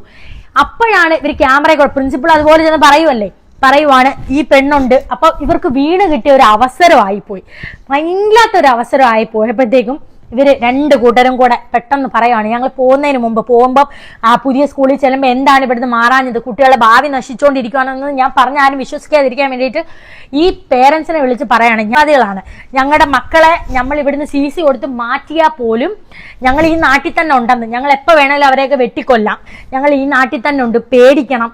പിന്നെ നിങ്ങളുടെ കുഞ്ഞിന്റെ ഭാവി എന്ന് വെച്ചാൽ ആ പൊടിച്ചിറങ്ങണേ ഞങ്ങളങ്ങനെ വെട്ടിക്കൊന്നാലോ, നിങ്ങളുടെ കുഞ്ഞിന്റെ ഭാവി നിങ്ങൾ സുരക്ഷിതം ആക്കണം, നിങ്ങൾ തന്നെ ഉറപ്പുവരുത്തണം എന്ന് പറഞ്ഞു കൊടുത്തേക്കുന്നു. സ്കൂൾ കെട്ടിപ്പൊക്കാനും 3% കുഞ്ഞുങ്ങൾ പഠിക്കുന്നത് മുസ്ലിമാണ്, ഞങ്ങളുടെ പണം വേണം, മറ്റു കുഞ്ഞുങ്ങളുടെ ഭാവി നശിപ്പിച്ചുകൊണ്ട് അവനവന്റെ മക്കളെ ഡോക്ടർ ആക്കാനും എഞ്ചിനീയർ ആക്കാനും വല്ല സ്ഥലങ്ങളിലും വിട്ടേക്കുക, വല്ല പാവപ്പെട്ടവന്റെയും പണം അടിച്ചെടുത്ത് സ്വന്തം മക്കളെ ഉയർത്തി നിലയിലാക്കാൻ വേണ്ടിയിട്ട് ശ്രമിക്കുന്നുണ്ട്, മറ്റു കുഞ്ഞുങ്ങളുടെ ഭാവി അടിച്ചു താഴ്ത്തിക്കൊണ്ട്. ഇതൊന്ന് പുറത്തു വരാതിരിക്കാൻ വേണ്ടിയിട്ട് എന്റെ വാ മൂടി കിട്ടാൻ ശ്രമിച്ചതാണ്. അപ്പോ നമ്മുടെ അടുത്ത് പറയാണ് 18 വയസ്സിന് താഴെയുള്ള ചെറുക്കനായതുകൊണ്ട് ഗ്ലാസ് അടിച്ചു പൊട്ടിച്ചാലോ എന്റെ തല അടിച്ചു പൊട്ടിച്ചാലോ ഒന്നും നമുക്ക് തിരിച്ച് സംസാരിക്കാനുള്ള റൈറ്റ്സ് ഇല്ല. ഓക്കെ, വിട്ടു. ആ കുഞ്ഞിനോട് നമുക്ക് ഒരു ദേഷ്യവും ഇല്ല, കൊച്ചു കുഞ്ഞുങ്ങള് അല്ലേ, ഒരു ദേഷ്യത്തിന്റെ പുറത്ത് എന്തിനാണ് ഹറാം പറപ്പ് കാണിക്കുന്നത്? 2 വട്ടം ഇങ്ങനെ അബദ്ധം പറ്റിയിട്ടുണ്ട്, നമുക്കൊരു ഇത് വന്നിട്ടുണ്ട്, പൈസ ചെലവ് വന്നിട്ടുള്ളതുകൊണ്ടാണ് അങ്ങനെ പറഞ്ഞു പോയത്. അപ്പൊ ആ കുഞ്ഞിനോട് ഒരു ദേഷ്യം നമുക്കില്ല. ഞാൻ ആ വീഡിയോയിൽ സംസാരിക്കുന്നതിൽ തന്നെ ഉണ്ട്. ഞങ്ങളപ്പോ എന്ത് ചെയ്യണം, ഞങ്ങൾ സ്ഥലവും വിറ്റ് വീടും വിറ്റ് ഞങ്ങളുടെ കുഞ്ഞുങ്ങളെ കൊണ്ട് നാട് വരണം. നിങ്ങൾ ഇങ്ങനെ കൊച്ചു കുഞ്ഞുങ്ങളുടെ ഭാവി നശിപ്പിച്ചുകൊണ്ട് നിങ്ങൾ പണം ഉണ്ടാക്കി സ്കൂളും വലിയ രീതിയിൽ കെട്ടിപ്പൊക്കിക്കൊണ്ടിരിക്കും. അതായത് ഈ ഹറാം പറപ്പ് എന്നുള്ള വാക്ക് നിങ്ങളെ റിലീജിയനായിട്ട് കൂട്ടിക്കെട്ടി നിങ്ങളെ റിലീജിയസ്ലി ആ school management who ever it is, അതിലെ പ്രിൻസിപ്പളോ മാനേജറോ ആരെങ്കിലും നിങ്ങൾ ആ രീതിയിൽ ചെയ്തിട്ടുണ്ടെന്നുണ്ടെങ്കിൽ നിങ്ങൾ കേസ് കൊടുക്ക്. നിങ്ങളെ ജിഹാദികളും തീവ്രവാദികളും ആക്കാണ് നിങ്ങൾ മുസ്ലിം ആയതുകൊണ്ട് എന്നുണ്ടെങ്കിൽ നിങ്ങൾ കേസ് കൊടുക്കണം മാഡം. നിങ്ങൾ വിടാൻ പാടില്ല ഈ സംഗതി. ഞാൻ പറയുന്നത് ഇവരുടെ ഈ വീഡിയോ കണ്ടിട്ട് ഇവിടുത്തെ മത നേതാക്കന്മാരും രാഷ്ട്രീയക്കാരും ഇതൊരു കേസാക്കി ഇറങ്ങി ഇതിൻ്റെ നിജസ്ഥിതി അന്വേഷിച്ച് ആ രീതിയിൽ ആ സ്കൂളിൽ നിന്ന് ഇവർക്ക് റിലീജിയസ്ലി ഇതേപോലുള്ള ഒരു ബാക്ക്ലാഷ് സംഭവിച്ചിട്ടുണ്ടെന്നുണ്ടെങ്കിൽ ഡെഫിനറ്റ്ലി നാളെ കൊടിയും പിടിച്ച സ്കൂൾ പൂട്ടിയാണ്. അങ്ങനെ വേണ്ട, അത് ചെയ്യാം. അതൊരിക്കലും നമ്മൾ സമ്മതിച്ചു കൊടുക്കാൻ പാടില്ല. ഹറാം പറപ്പ് എന്നൊക്കെയുള്ളത് വളരെ കോമൺ ആയിട്ടുള്ള ഒരു കാര്യമാണ്. മനസ്സിലായോ? എന്താ ഹറാം പറപ്പ് കാണിക്കുന്നത്? അതിനൊന്നും ഈ പറഞ്ഞ പോലെ മതം കുത്തിക്കയറ്റി അതിലെ മതം എലമെൻറ്റ് നോക്കി അതൊരു അറബിക് വാക്കാണോ എന്നൊക്കെ നോക്കി നമ്മളൊക്കെ എത്രയോ പടച്ചോനെന്ന് വിളിക്കാറുണ്ട്, ഈ ഏത് നായി എന്ന് വിളിക്കാറുണ്ട്. അങ്ങനെ പല സംഗതി. അപ്പം അതൊക്കെ എടുത്തു വെച്ച് നിങ്ങൾ റിലീജിയസ്ലി അവർ ഈ രീതിയിൽ മോശമാക്കി ചിത്രീകരിച്ച് ബാക്കിയുള്ളവരോട് സംസാരിച്ചിട്ടുണ്ടെന്നുണ്ടെങ്കിൽ നിങ്ങൾ ഡെഫിനറ്റ്ലി നിങ്ങൾ കേസിന് പോകും. ആ പേരിലുള്ള സ്കൂൾ പൂട്ടി പോവുകയാണെന്നുണ്ടെങ്കിൽ പൂട്ടി പോട്ടെ എന്ന് വിചാരിക്കും. അങ്ങനെ മതം തലയ്ക്ക് പിടിച്ചൊരു സ്കൂൾ മാനേജ്മെൻറ്റ് വേണ്ട. ഓക്കെ. പിന്നെ ഈ വിഷയത്തിൽ നിങ്ങളുടെ സ്കൂളിൻ്റെ പ്രിൻസിപ്പൾ, ഇപ്പോൾ ഇവർ പറയുന്നത് സോക്കോൾഡ് സ്കൂളിൻ്റെ പ്രിൻസിപ്പൾ ഒരു വീഡിയോ ഇട്ടിട്ടുണ്ട്. അതിനകത്ത് അങ്ങേരും കുറച്ച് കാര്യങ്ങൾ പറയുന്നുണ്ട്. അതും കൂടി ഞാൻ വെക്കാം. അതിനു മുമ്പ് ഇവരുടെ ഒരു വ്ളോഗിൽ ഒരു ക്ലിപ്പും കൂടി. 7,000 രൂപ വീതം വാങ്ങിച്ച് സ്വിമ്മിംഗ് പൂളിൽ എൻ്റെ പൊന്നൂസിന് 3rd പ്രൈസ് ഉണ്ടായിരുന്ന സ്വിമ്മിങ്ങിന് ഒരു ദിവസം കുഞ്ഞിന്റെ മുടി ചീവിക്കൊണ്ടു. പെട്ടെന്ന് എൻ്റെ പൊടി കുഞ്ഞിന്റെ മുടി ക്യാൻസർ രോഗികൾക്ക് പൊഴിയുന്ന പോലെ ചീപ്പിനകത്ത് പിഴുതു വന്നു. തറ മൊത്തം മുടി. ഞാൻ അലറി വിളിച്ച് കരഞ്ഞു. ഞാൻ കരഞ്ഞു. എൻ്റെ അത്തായെ ഗൾഫിൽ വിളിച്ച് പറഞ്ഞു, അത്തായ എന്തോ കുഞ്ഞിന്റെ മുടി. ഞങ്ങൾ ഓടി ഹോസ്പിറ്റലിൽ കുഞ്ഞിനെയും കൊണ്ട് ഓടി. അപ്പൊ ഡോക്ടർ പറയാണ് ഇത് എന്തിൻ്റെയോ ഇൻഫെക്ഷൻ ആയിട്ട് വന്നതാണ്, അല്ലെങ്കിൽ എന്തോ പ്രശ്നമാണ്, നമ്മളത് കണ്ടുപിടിക്കാം. പിന്നെ മാസങ്ങൾക്ക് ശേഷം നമ്മൾ വീഡിയോ എടുക്കുന്നതായതുകൊണ്ട് ഒരാൾ വന്ന് എന്നോട് ചോദിക്കുകയാണ്, ഒരു കടയിൽ നിന്നപ്പോൾ സാലിയ ഷാജാനല്ലേ അതെ, നമ്മൾ ഇതുപോലെ ട്രിവാൻഡ്രം കൊല്ലം ബേസ് ചെയ്തിട്ട് സ്വിമ്മിംഗ് പൂൾ പണിയുന്ന ആൾക്കാരാണ്, അപ്പം ഞങ്ങൾക്കൊരു വീഡിയോ എടുക്കണം, ഞങ്ങളൊരു വലിയൊരു സ്റ്റാർ ഹോട്ടൽ വലിയൊരു സ്വിമ്മിംഗ് പൂൾ പണിഞ്ഞു എന്ന് പറഞ്ഞ് കുറേ ഫോട്ടോസ് കാണിക്കുവാണ്. പടച്ചോന്റെ കളി, പടച്ചോൻ എന്ന് പറയുന്ന ഒരാൾ ഉണ്ടെന്നുള്ളൊരു വലിയ സത്യം കണ്ടോണേ, പടച്ചോന്റെ കളിയാണ്. അപ്പോൾ ഫോട്ടോസ് കാണിച്ചു തരും, നിങ്ങൾക്ക് ഒരു വീഡിയോ എടുക്കാം, അത് നമുക്ക് ചെയ്യാം. മക്കൾ എവിടെ പഠിക്കുന്നേ? അപ്പം ഞാൻ പറയാണ് സെന്റ് തോമസിലാണ് പഠിക്കുന്നത്. അയ്യോ അവിടുത്തെ സ്വിമ്മിംഗ് പൂൾ നമ്മളാണ് ഇപ്പോൾ റിപ്പയർ ചെയ്തുകൊണ്ടിരിക്കുന്നത്. ഇവർ കറക്റ്റ് സമയത്ത് അത് ഫിൽട്ടർ ചെയ്യാത്ത പ്രശ്നങ്ങളുണ്ടായിരുന്നു. അവരോട് എത്ര പറഞ്ഞാലും കാശ് ചിലവാണ്ട് ചെയ്യത്തില്ല. ഇപ്പം ഞങ്ങളൊക്കെ ആയിരുന്നു ചെയ്യാൻ പോയത്. ഇത് കറക്റ്റ് സമയം ഫിൽട്ടർ ചെയ്യാത്തതുകൊണ്ട് കുഞ്ഞുങ്ങൾക്ക് ത്വക്ക് രോഗം വരും, കുഞ്ഞുങ്ങൾക്ക് തൊലിപ്രശ്നം വരും, കുഞ്ഞുങ്ങളുടെ മുടി പെട്ടെന്ന് തന്നെ പിഴുതു പോകുന്ന പോലെ വരുന്നു. എൻ്റെ നെഞ്ച് എനിക്ക് തീ കോരിയിട്ട പോലെയാണ്. 7,000 രൂപ കൊടുത്ത് കുഞ്ഞിന്റെ ആഗ്രഹപ്രകാരം സ്വിമ്മിങ് പഠിക്കാൻ വിട്ടതാണ്. കുഞ്ഞിന് രോഗമാണ് വന്നത്. ആ ഒരൊറ്റ കാരണം മതിയായിരുന്നു ഈ സ്കൂൾ പൂട്ടിക്കെട്ടാൻ എനിക്ക് കേസ് കൊടുക്കാൻ വേണ്ടിയിട്ട്. ഞങ്ങൾക്ക് കൊടുക്കാൻ മുഖ്യമന്ത്രിക്ക് കേസ്, എൻ്റെ കുഞ്ഞിന്റെ ജീവൻ വെച്ചാൽ കളിച്ചതെന്ന്. അന്ന് ഞാൻ നിർത്തിയതാണ് സ്വിമ്മിങ്. 7,000 രൂപയും പോയാ പോട്ട് പടച്ചവനെ. ആ ഒരു വർഷത്തേക്ക് പൈസ അടച്ചാണ് കഴിഞ്ഞ. പിന്നെ ഞാൻ വിട്ടിട്ടില്ല. 7,000 രൂപ പോയി. എൻ്റെ കുഞ്ഞിന്റെ ജീവന് എനിക്ക് വലുതെന്ന് കരുതി നിർത്തി സ്വിമ്മിങ്. ഈ ഒരു പോർഷൻ കണ്ടപ്പോഴാണ് സത്യം പറഞ്ഞു കഴിഞ്ഞാൽ ആസ് എ പാരന്റ് ഇവരോട് എനിക്ക് പുച്ഛം തോന്നിയത്. നമ്മുടെയൊക്കെ മക്കൾക്ക് നമ്മളെ പഠിപ്പിക്കാൻ വിട്ട സ്കൂളിൽ നിന്ന് നമ്മളെ കുട്ടിയുടെ കാരണമോ അല്ലെങ്കിൽ നമ്മുടെ കാരണമോ അല്ലാതെ സ്കൂൾ മാനേജ്മെൻറ്റിൻ്റെയോ സ്കൂളിൻ്റെയോ അശ്രദ്ധ കാരണമോ അവരുടെ ഭാഗത്ത് എന്തെങ്കിലും ഉള്ളതൊരു മിസ്റ്റേക്ക് കാരണം നമ്മളെ കുട്ടിയുടെ മേത്തൊരു പൂഴിമണൽ തട്ടിയാലടക്കം നമ്മൾ എന്ത് ചെയ്യും? സ്കൂൾ അടിച്ച് പൊട്ടിക്കും, കത്തിക്കും, ഈ കേസ് കൊടുക്കും ഇല്ലേ? കുട്ടിയുടെ തലയിൽ മുടി ഫുള്ള് പൂളിൽ ചാടിയത് കൊണ്ട് പോയി എന്നുള്ളത് നിങ്ങൾ അറിഞ്ഞിട്ട് പോലും നിങ്ങളിപ്പോൾ ഇത് യൂട്യൂബിൽ വീഡിയോ ഇട്ട് പറയാനാണ് നിൽക്കുന്നത്.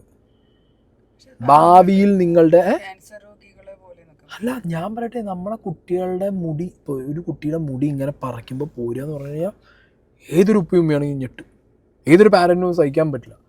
അതും നമ്മളെ വീട്ടിൽ നിന്ന് സംഭവിക്കുന്നതോ അല്ലെങ്കിൽ അവരുടെ എന്തെങ്കിലും പ്രശ്നം കൊണ്ട്, കുട്ടിയുടെ എന്തെങ്കിലും പ്രശ്നം കൊണ്ട്, ലൈക്ക് എന്താ പറയുക, അവരുടെ ഒരു ശ്രദ്ധയില്ലായ്മ കൊണ്ട് പറ്റുന്നതോ അല്ല. 7,000 രൂപയും കൊടുത്ത് സ്വിമ്മിങ് പഠിപ്പിക്കാൻ വിട്ട പൂളിലെ വെള്ളം മര്യാദയ്ക്ക് ഫിൽട്ടർ ചെയ്യാത്തത് കൊണ്ട് അവർക്കൊരു രോഗാവസ്ഥ വന്നു. ഭാവിയിൽ ഈ രോഗാവസ്ഥ ഈ കുട്ടിക്ക് മൂർച്ഛിക്കില്ല, അങ്ങനെ ആവാതിരിക്കട്ടെ. ഇനി അതുകൊണ്ട് എന്തെങ്കിലും ഒരു പ്രശ്നം വന്നാലോ എന്നുള്ള രീതിക്കൊക്കെ കാര്യങ്ങൾ നിങ്ങൾ ചിന്തിക്കേ. നിങ്ങൾ വീഡിയോ ഇട്ടിരിക്കല്ലോ, നിങ്ങൾ കേസ് കൊടുക്കുക ഈ വിഷയത്തിൽ.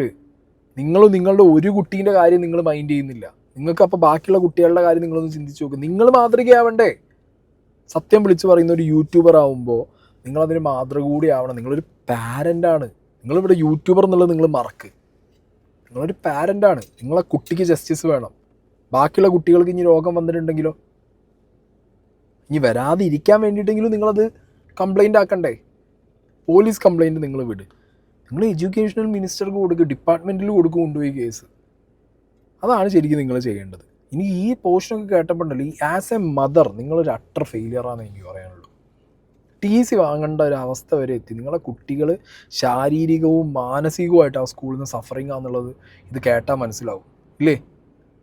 കുട്ടിയുടെ തലയിലും മുടി വരെ സ്വിമ്മിംഗ് പൂളിൽ നിന്ന് പോയൊരവസ്ഥ വന്നിട്ട് നിങ്ങൾ അതിനെതിരെ പ്രതികരിച്ചില്ല എന്നുണ്ടെങ്കിൽ നിങ്ങളുടെ കയ്യിൽ തെളിവ് വരെ ഉണ്ട്. അതായത് അതിൻ്റെ കൊട്ടേഷൻ എടുത്ത, ഫിൽട്ടർ ചെയ്യാനും അത് ക്ലീൻ ആക്കാനും കൊട്ടേഷൻ എടുത്ത കമ്പനി ആളുകൾ നിങ്ങളോട് ഇത് പറഞ്ഞു എന്നുണ്ടെങ്കിൽ അവർ നാളെ അവരും ഡെഫിനറ്റ്ലി വന്ന് പറയണമല്ലോ. കുറേ കുട്ടികളുടെ ഭാവിയല്ലേ, അവരുടെ ആരോഗ്യമല്ലേ. ആ തെളിവ് വരെ നിങ്ങളെ കയ്യിലുണ്ടായിട്ട് നിങ്ങളതൊരു കംപ്ലയിൻ്റ് ആക്കാതിരുന്നു കഴിഞ്ഞാൽ വളരെ മോശമാണ്. ഇനി സ്കൂളിൻ്റെ പ്രിൻസിപ്പൾ ഇങ്ങനൊരു 10-40 മിനിറ്റ് വീഡിയോ ഇട്ടിട്ടുണ്ട്. ഇങ്ങനെ ഇതിനകത്ത് ഈ ജാതീയമായുള്ള മതപരമായിട്ടുള്ള കാര്യങ്ങളൊന്നും അങ്ങനെ അധിക്ഷേപിക്കുന്നൊരു വ്യക്തിയല്ല എന്നും അങ്ങനെ ചെയ്തിട്ടില്ല എന്നൊക്കെയുള്ള കാര്യങ്ങളൊക്കെ ആ വ്യക്തി പറയുന്നുണ്ട്. ഞാൻ പറഞ്ഞല്ലോ, അത് മറ്റവർക്ക് ഫീലായി കഴിഞ്ഞാൽ, ആ പാരൻറ്റിനത് ഫീലായി, കുട്ടികളുടെ അടുത്ത് നിങ്ങളുടെ ഒരു ടീച്ചർ അങ്ങനെ ചെയ്തിട്ടുണ്ടെന്നുണ്ടെങ്കിൽ ഡെഫിനറ്റ്ലി അവരത് കേസാക്കി നിങ്ങളത് കേസ് കോടതിയിൽ പ്രൂവ് ചെയ്യും. ഓക്കെ, മൂപ്പരല്ല എന്നുള്ള കുറേ കാര്യങ്ങൾ പറയുന്നുണ്ട്. അതല്ലാതെ കുറച്ചധികം ഈ പൈസയുടെ കണക്കും ഈ പറഞ്ഞ പൂളിൻ്റെ കാര്യമൊക്കെ പറയുന്ന സമയത്ത് ഇങ്ങനെയൊരു റിയാക്ഷൻ ഉണ്ട്. അത് ഞാനൊന്ന് വെച്ച് തരാം. നമ്മുടെ ടെക്സ്റ്റ് ബുക്കിനെ കുറിച്ചും ടെക്സ്റ്റ് ബുക്കിന്റെ പൈസയെ കുറിച്ചും ഒക്കെയാണ് സംസാരിക്കുന്നത്. ലോകത്ത് ഞങ്ങൾ ഇതുവരെ കേട്ടിട്ടില്ലാത്ത തുകകളൊക്കെയാണ് പുള്ളിക്കാരി ഇതിന്റെ അകത്ത് നമ്മൾ ടെക്സ്റ്റ് ബുക്കിന്റെ മണിയായിട്ട് ഇടുന്നത്. ഞങ്ങളെ സംബന്ധിച്ചിടത്തോളം ഞങ്ങൾ ടെക്സ്റ്റ് ബുക്കിന്റെ പ്രിന്റഡ് വിലയല്ലാതെ ₹1 പോലും ഞങ്ങൾ ടെക്സ്റ്റ് ബുക്കിന് അധികമായിട്ട് വാങ്ങിക്കാറില്ല. പിന്നെ അതിൻ്റെ അകത്ത് വല്ല എക്സാമിനേഷന്റെ ഫീസോ എന്തെങ്കിലും ചെറിയതായിട്ടുള്ള നമുക്കറിയാം, നമ്മുടെ ടെക്സ്റ്റ് ബുക്ക് തന്നെ ഒരു പാക്കേജ്, ഒരു പാക്കിലാണ് നമ്മൾ കൊടുക്കുന്നത്. ആ പാക്കിന്റെ അകത്ത് തന്നെ പ്രിന്റഡ് ആയിട്ടുള്ള വിലയുണ്ട്. ആ പ്രിന്റഡ് ആയിട്ടുള്ള വില എത്രയാണെന്ന് അതിൻ്റെ അകത്ത് എഴുതിയിട്ടുണ്ട്. ആ പ്രിന്റഡ് ആയിട്ടുള്ള വില എത്രയാണെന്ന് എഴുതിയേക്കുന്ന വില മാത്രമാണ് നമ്മൾ അതിൻ്റെ അകത്ത് നിന്ന് വാങ്ങിച്ച് അതിന്റെ അഡീഷണൽ ആയിട്ട് എന്തെങ്കിലും എക്സാം ഫീയോ ഏതെങ്കിലും 1-2 ഐറ്റം മാത്രം വാങ്ങിച്ചാണ് നമ്മൾ പോകുന്നത്.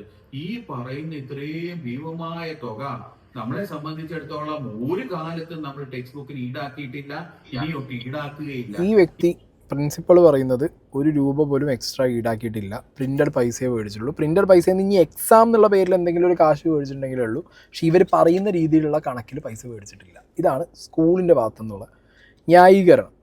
ഇത് നിങ്ങൾക്ക് ഈസി ആയിട്ട് പൊളിക്കാം. കാരണം പൈസ കൊടുത്തത് നിങ്ങളാണല്ലോ. GPay കൊടുത്താൽ അതിൻ്റെ സ്ക്രീൻഷോട്ട്, പൈസ ആയിട്ട് കൊടുത്തിട്ടുണ്ടെങ്കിൽ അതിൻ്റെ റെസിപ്റ്റ്.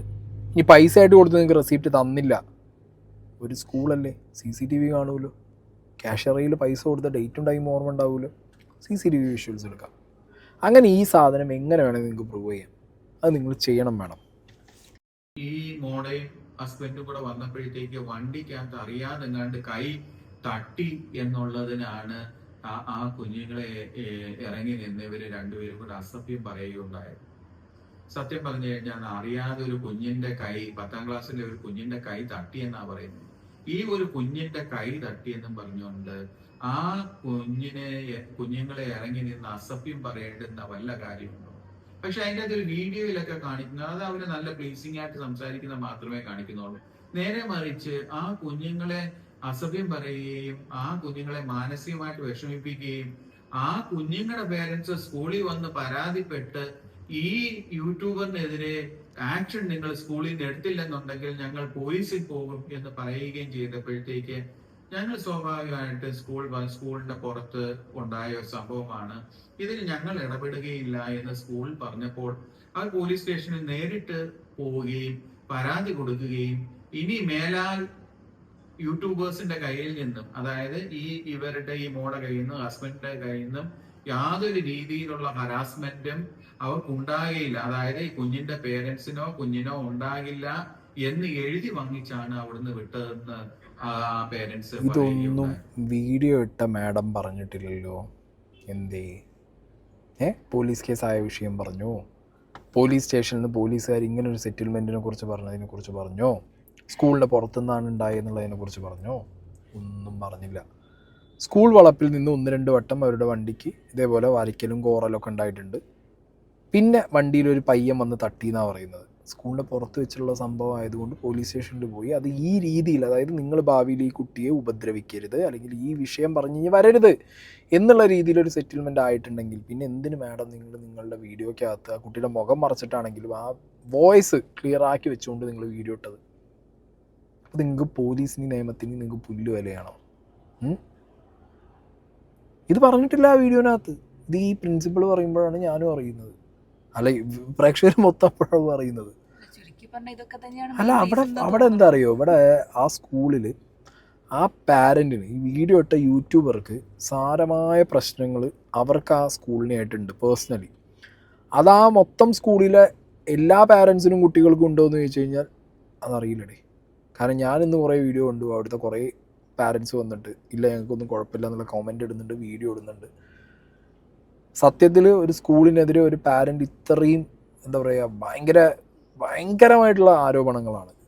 ഈ മതം പറഞ്ഞ് അധിക്ഷേപിക്കുക, അനാവശ്യമായിട്ട് പൈസ വാങ്ങുക, കുട്ടികളുടെ എന്താ പറയുക ക്യൂട്ട്നെസ്സും അല്ലാതെയും വേർതിരിക്കുക, ഇങ്ങനെയൊക്കെയുള്ള അതിക്രൂരമായിട്ടുള്ള ടീച്ചർമാർ മതപരമായിട്ട് കുട്ടികളെ അധിക്ഷേപിക്കുക, ഇങ്ങനത്തെയൊക്കെ ഭയങ്കര സംഗതികളാണ് പറഞ്ഞത്.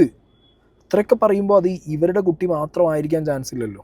അപ്പം ഇങ്ങനെയുള്ളൊരു മാനേജ്മെൻറ്റും സ്കൂളും ആണെന്നുണ്ടെങ്കിൽ അവിടെ പഠിച്ചിറങ്ങിയവർ കാണുമായിരിക്കും ഇത് അനുഭവിച്ചവർ, പഠിക്കുന്നവരത് അനുഭവിച്ചവരുണ്ടാവും. ഓബിയസ്ലി 10-25 കൊല്ലമായിട്ട് ഉള്ള ഒരു സ്കൂളിൽ പഠിച്ച് ഇറങ്ങിയവർ ഇതിനെക്കുറിച്ച് പറയണ്ടേ. ഞാൻ ഇതിനു മുമ്പും പല സ്കൂളുകൾക്കെതിരെയും വീഡിയോ ഇട്ടിട്ടുണ്ട്. അപ്പോഴൊക്കെ അവിടുന്ന് ഇറങ്ങിയ എക്സ് സ്റ്റുഡൻസ് വന്നിരുന്നിട്ട് പറയാറുണ്ട് അവരുടെ എക്സ്പീരിയൻസ് എന്താണെന്നുള്ളത്. ഡെഫിനറ്റ്ലി എനിക്കറിയില്ല, ഇനിയിപ്പോൾ വരും ദിവസങ്ങളിൽ വരുമോ നമുക്ക് പറയാൻ പറ്റില്ല. ഞാൻ പറയുമ്പോൾ നിങ്ങളെന്താ അങ്ങനെ ആൾക്കാരെ കൂട്ട്, നിങ്ങളുടെ ഈ കൈൻഡ് ഓഫ് സിമിലർ എക്സ്പീരിയൻസ് ഉണ്ടായ കുട്ടികളോ അവരുടെ പാരൻസോ ഉണ്ടെന്നുണ്ടെങ്കിൽ നിങ്ങൾ അവരെ വെച്ച് അവരുടെ എക്സ്പീരിയൻസ് നിങ്ങൾ പറയിപ്പിക്കുക. ഇങ്ങനത്തെ ഒരു സ്കൂൾ കേരളത്തിൽ എങ്ങനെ നടന്നു പോകാൻ പറ്റും? ആൻഡ് ഈ പറഞ്ഞ പോലെ കുട്ടിയുടെ മുടി വരെ കൊഴിഞ്ഞു പോകുന്ന രീതിയിൽ ഒട്ടും മെയിൻറ്റെയിൻഡ് അല്ലാത്തൊരു പൂളുള്ള, ഒട്ടും ഹൈജീനിക് അല്ലാത്തൊരു സ്കൂള്, അതിന് കാശും വാങ്ങുന്നു 7,000 രൂപ. കമോൺ. ഇനിയിപ്പോൾ ആ പൂളിനെ കുറിച്ചിട്ട് ഈ സ്കൂളിൻ്റെ പ്രിൻസിപ്പൾ പറയുന്നത് കേട്ടോ, പ്രിൻസിപ്പളോ മാനേജർ ഇയാളാണ് മെയിൻ തോന്നുന്നുണ്ട്, ഓണറാവുന്നുണ്ട്. നമ്മുടെ സ്വിമ്മിംഗ് പൂളിനെ കുറിച്ചാണ്. നമ്മൾ സ്വിമ്മിംഗ് പൂളിനെ പറ്റി പറയുമ്പോഴത്തേക്ക് നമുക്കറിയാം, നമ്മുടെ ഒരു കുഞ്ഞ് ഷോൺ എന്ന് പറയുന്ന ഒരു കുഞ്ഞ് വെള്ളത്തിൽ വീണ് പുറത്ത് അവരുടെ വീട്ടിന്റെ അടുത്ത് തന്നെ വെള്ളത്തിൽ വീണ് മരണപ്പെട്ടു പോയപ്പോഴത്തേക്കാണ് നമ്മൾ സ്വിമ്മിംഗ് പൂളിൽ നിന്ന് തന്നെ ആശയം സ്കൂളിലേക്ക് കൊണ്ടുവന്നത്. എന്തിനാണ്? ഇനി ഒരു കുഞ്ഞും വെള്ളത്തിൽ വീണ് മരിക്കാൻ പാടില്ല എന്നുള്ള ആശയത്തിലാണ് സ്വിമ്മിംഗ് പൂൾ നമ്മുടെ സ്കൂളിൽ തുടങ്ങിയത്. ആ സ്വിമ്മിംഗ് പൂൾ തുടങ്ങി 800ഓളം കുഞ്ഞുങ്ങൾ സ്വിമ്മിംഗ് പഠിച്ചു കഴിഞ്ഞു നമ്മുടെ സ്കൂളിൽ. അത് ഇനിയും കുഞ്ഞുങ്ങൾ പഠിച്ചുകൊണ്ടേയിരിക്കുകയാണ്. ഞങ്ങളുടെ ആഗ്രഹമാണ് ഇനി ഒരു കുഞ്ഞു പോലും, ഈ നമ്മുടെ സ്കൂളിൽ പഠിച്ചു പോയ ഒരു കുഞ്ഞു പോലും ഇനി സ്വിമ്മിങ്ങിൽ ഒരു ആറ്റിലോ തോട്ടിലോ ഒരു വെള്ളത്തിലോ കടലിലോ വീണ് മരിക്കാൻ പാടില്ല. അവർ സ്വിം ചെയ്യാനായിട്ട് പഠിക്കണം. അവരുടെ ഒരു കൂട്ടുകാര് വെള്ളത്തിൽ വീണാൽ പോലും അവരെ രക്ഷിക്കത്തക്കോണം ഉള്ള ഇത് അവർക്ക് തന്റെ ഇടം അവർക്ക് വേണം. അതിന് വേണ്ടിയിട്ടാണ് സ്വിമ്മിങ് പഠിക്കുന്നത്. അതേപോലെ തന്നെ സ്വിമ്മിംഗ് പൂള് ശുദ്ധമായി അല്ല സൂക്ഷിക്കുന്നതെന്ന് പറയുന്നത്. 24 മണിക്കൂറും ഓടുന്ന റിഫൈനറിയാണ് അതിലേക്ക് നമ്മൾ ഫിറ്റ് ചെയ്തിരിക്കുന്നത്. ആ റിഫൈൻ ചെയ്ത് പമ്പ് ഹൗസ് ഓരോ സെക്കൻഡ് 24 മണിക്കൂർ ഓടിക്കൊണ്ടേ ഇരിക്കുകയാണ്. ആ ഓടിക്കൊണ്ടിരിക്കുന്ന ഓരോ സെക്കൻഡും ആ വെള്ളം പോയി ശുദ്ധമായി വരികയാണ് ചെയ്യുന്നത്. ഇത്രയും ശുദ്ധമായി സൂക്ഷിക്കുന്ന ഒരു സ്വിമ്മിംഗ് പൂളും ഈ കേരളത്തിൽ കാണത്തില്ല. തന്നെയല്ല, സ്വിമ്മിംഗ് പൂളില് നമ്മൾ സ്വിമ്മിംഗ് ക്യാപ്പ് ഇട്ടാണ്, അതായത് ക്യാപ്പ് വലിച്ച് തലയിൽ കൂടി ഇട്ട് ഗോഗിൾസും വെച്ചാണ്, കണ്ണാടിയും വെച്ചാണ് കുഞ്ഞുങ്ങളെ സ്വിമ്മിംഗ് പൂളിൽ ഇറങ്ങുന്നത്. ഈ സ്വിമ്മിംഗ് പൂളില് ഈ ക്യാപ്പ് ഇട്ട് കഴിഞ്ഞാൽ ഒരു തുള്ളി വെള്ളം പോലും ആ തലമുടിയിൽ പറ്റുകയില്ല. ആ രീതിയിലാണ് ആ ക്യാപ്പിന്റെ പ്രയോജനം. അങ്ങനെ എങ്ങനെയാണ് സ്വിമ്മിംഗ് പൂളിലെ വെള്ളം തലയിലായെന്ന് പറയും. അഥവാ തലയിലായാൽ തന്നെ ഈ സ്വിമ്മിംഗ് പൂൾ എന്ന് വെച്ച് കഴിഞ്ഞാല് ഇറ്റ്സ് ക്ലോറിനേറ്റഡ് വാട്ടർ. അതായത് നമ്മുടെ ടാപ്പ് വാട്ടറിന്, അതായത് tap water is the best drinking water എന്ന് നമ്മൾ പറയുന്നതിന്റെ കൂട്ട് ആ സ്വിമ്മിംഗ് പൂളിൽ നിന്ന് എടുത്ത് കുടിക്കാൻ തക്കവണ്ണമുള്ള, നമ്മൾ ഗ്ലാസ്സിൽ വെച്ച് കുടിക്കാൻ ഒക്കുന്ന രീതിയിലുള്ള പ്യുവർ ആയിട്ടുള്ള വെള്ളത്തിലാണ് കുഞ്ഞുങ്ങളെ സ്വിമ്മിങ്ങിന് വേണ്ടി ഇറങ്ങേണ്ടത്. അതിന് ട്രീറ്റ്മെന്റ് പ്ലാന്റ് ആയാലും ശരി, അതിന് വേണ്ടുന്ന ഉപയോഗിക്കുന്ന കെമിക്കൽസ് ആയാലും ശരി, അതെല്ലാം കൃത്യമായിട്ട് നമുക്ക് അത് AMC കൊടുത്തിരിക്കുകയാണ്, ആനുവൽ മെയിൻ്റനൻസ് കോൺട്രാക്ട്. അതിൻ്റെ അകത്ത് നമുക്ക് ഒരു വർഷത്തേക്ക് ഇത്ര രൂപയെന്ന് പറഞ്ഞാൽ മെയിൻ്റനൻസ് കൊടുത്തേക്കുക. അങ്ങനെ അതിൻ്റെ അകത്ത് ഒരു പ്രശ്നവും ഉണ്ടാകാതെ സൂക്ഷിക്കേണ്ടുന്നത് ആ കമ്പനിയാണ് ഏൽപ്പിച്ചിരിക്കുന്നത്. അത് ആരാണ്ട് ചോദിച്ചെന്നോ അത് ആരാണ്ട് തെറ്റിദ്ധാരണ ഉണ്ടാക്കിയെന്നോ ഒക്കെ പുള്ളിക്കാരി പറയുന്നത്. ഓക്കെ, അപ്പൊ ഇങ്ങനെ പറയുന്നത് ഇതൊരു ആനുവൽ മെയിൻ്റനൻസിന് ഒരു കമ്പനിക്ക് കൊടുത്തതാണ് ഈ പൂൾ എന്നാണ് പറയുന്നത്. ഈ ആനുവൽ മെയിൻ്റനൻസിന് ഒരു കമ്പനിക്ക് കൊടുത്ത കമ്പനി ഇത് കൃത്യമായി മെയിൻറ്റെയിൻ ചെയ്തിട്ടുണ്ടോ ഇല്ലേ എന്നുള്ളതിനെ കുറിച്ചുള്ള പ്രൂഫ് ഈ സാറ് വെച്ചിട്ടില്ല. ഇതേ കമ്പനി തന്നെയാണോ ഈ വ്ളോഗർ അപ്രോച്ച് ചെയ്തതും ഈ പൂള് ക്ലീൻ അല്ല എന്നുള്ള കാര്യം പറഞ്ഞതും എന്നുള്ളതും കൂടി ഒന്ന് ക്രോസ് ചെക്ക് ചെയ്യണം. ഏത് ഇയറിലാണ് ഈ കുട്ടിക്ക് മുടി കൊഴിയുന്ന വിഷയം ഉണ്ടായത്, അത് സംഭവിച്ച സമയത്ത് ഏത് കമ്പനി ആയിട്ടായിരുന്നു ഈ സ്കൂളിന് ആനുവൽ എഗ്രിമെൻ്റ് ഉണ്ടായിരുന്നത് ക്ലീൻ ചെയ്യാൻ, ആൻഡ് ഈ പറഞ്ഞ വ്ളോഗറോട് ഏത് കമ്പനിയുടെ ആൾക്കാരാണ്, ആ കമ്പനി ഈ പറഞ്ഞ ആനുവൽ എഗ്രിമെൻ്റ് ഈ സ്കൂളിൽ നിന്ന് മേടിച്ച കമ്പനിയാണോ എന്നുള്ളതൊക്കെ ക്രോസ് ചെക്ക് ചെയ്യണം. ഇതിവിടുത്തെ വിദ്യാഭ്യാസ വകുപ്പ് ഏറ്റെടുത്തേ പറ്റൂ. കാരണം കുട്ടികളുടെ ജീവൻ വെച്ച കളി. വെള്ളത്തിന് അന്ന് പല രീതിയിലുള്ള രോഗങ്ങൾ വരാം, കുട്ടികൾക്ക് മരണം വരെ സംഭവിക്കാം. അപ്പോൾ ഒരു സ്കൂളിൽ ഇത്രയും ഹൈജീനിക് അല്ലാത്ത രീതിയിൽ ഒരു പൂള് നടത്തി കൊണ്ടുപോകുന്നുണ്ടെന്നുണ്ടെങ്കിൽ, അതിൽ ദുരൂഹത ഉണ്ടെന്നുണ്ടെങ്കിൽ, അതൊരു അമ്മ വന്ന് പറയുന്നുണ്ടെന്നുണ്ടെങ്കിൽ അന്വേഷിക്കണ്ടേ? അന്വേഷണം വേണ്ടേ? അന്വേഷിക്കണം. ആരെ ഭാഗത്താ ശരി എന്നുള്ളത് അറിയണം. കാരണം ആയിരക്കണക്കിന് കുട്ടികൾ പഠിക്കുന്ന ഒരു സ്കൂള്, പഠിച്ചു പോയൊരു സ്കൂള്. അപ്പോൾ അവിടുന്ന് ഇത്രയും വലിയൊരു ആരോപണം ഒരു പാരൻറ്റ് വന്നിരുന്ന് പറയുമ്പോൾ ആ പാരൻറ്റിനൊരു ക്ലാരിറ്റി ആദ്യം വേണം. ആ ക്ലാരിറ്റിക്കുള്ള ചോദ്യങ്ങൾ ഞാൻ ഈ വീഡിയോയിൽ ഇവരോട് ചോദിച്ചിട്ടുണ്ട്. ഈ പൈസ കൊടുത്തതിൻ്റെ കണക്കും ബാക്കി കാര്യങ്ങളൊക്കെ അവർ കൊണ്ടുവരട്ടെ. ആൻഡ് ഈ പറഞ്ഞ പേഴ്സണൽ കാര്യങ്ങൾ, ഈ ഹസ്ബൻഡിൻ്റെ എക്സ് കാമുകി അവർ നിങ്ങളെക്കുറിച്ച് അതൊക്കെ ഇതിന്ന് മാറ്റി വയ്ക്കി. ഇതിൽ നിങ്ങളെ കുട്ടികൾ ആ സ്കൂളിൽ നിന്ന് അനുഭവിച്ചത്, ആ മാനേജ്മെൻറ്റും ആ സ്കൂളും നിങ്ങളോട് ചെയ്ത പ്രശ്നങ്ങൾ, അതിനൊരു ക്ലാരിറ്റി കൊടുത്താൽ ബാക്കി കുട്ടികൾ അവിടെ ഇതേപോലത്തെ ഇഷ്യൂസ് സർവൈവ് ചെയ്ത് പോയവരുണ്ടോ എന്നുള്ളതൊന്നും പൊതുജനം അറിയാലോ. അങ്ങനെയുള്ള സ്കൂളുകൾ നടത്തിക്കേണ്ടെന്ന്. നിങ്ങൾ ഈ പറയുന്ന രീതിയിലുള്ള സ്കൂളാണെങ്കിൽ നടത്തിക്കേണ്ട, ഊട്ടിപ്പോട്ടെ, ഒരു വിഷയവുമില്ല. അങ്ങനെ ഒരു കുട്ടിക്കെങ്കിലും ആ കുട്ടിയുടെ മതപരമായിട്ടുള്ള വിഷയം കാരണം സ്കൂളിൽ നിന്ന് ഒരു വേർതിരിവോ അല്ലെങ്കിൽ ഈ രീതിയിലുള്ളൊരു എക്സ്പീരിയൻസോ ഉണ്ടായിട്ടുണ്ടെങ്കിൽ അങ്ങനത്തെ ഒരു സ്കൂൾ കേരളത്തിൽ നടത്തിപ്പിക്കാൻ പാടില്ലല്ലോ. നമ്മൾ മലയാളത്തിൽ നടത്തിപ്പിക്കില്ലല്ലോ. അപ്പോൾ ഈ കാര്യത്തിലൊരു ക്ലാരിറ്റി വേണം.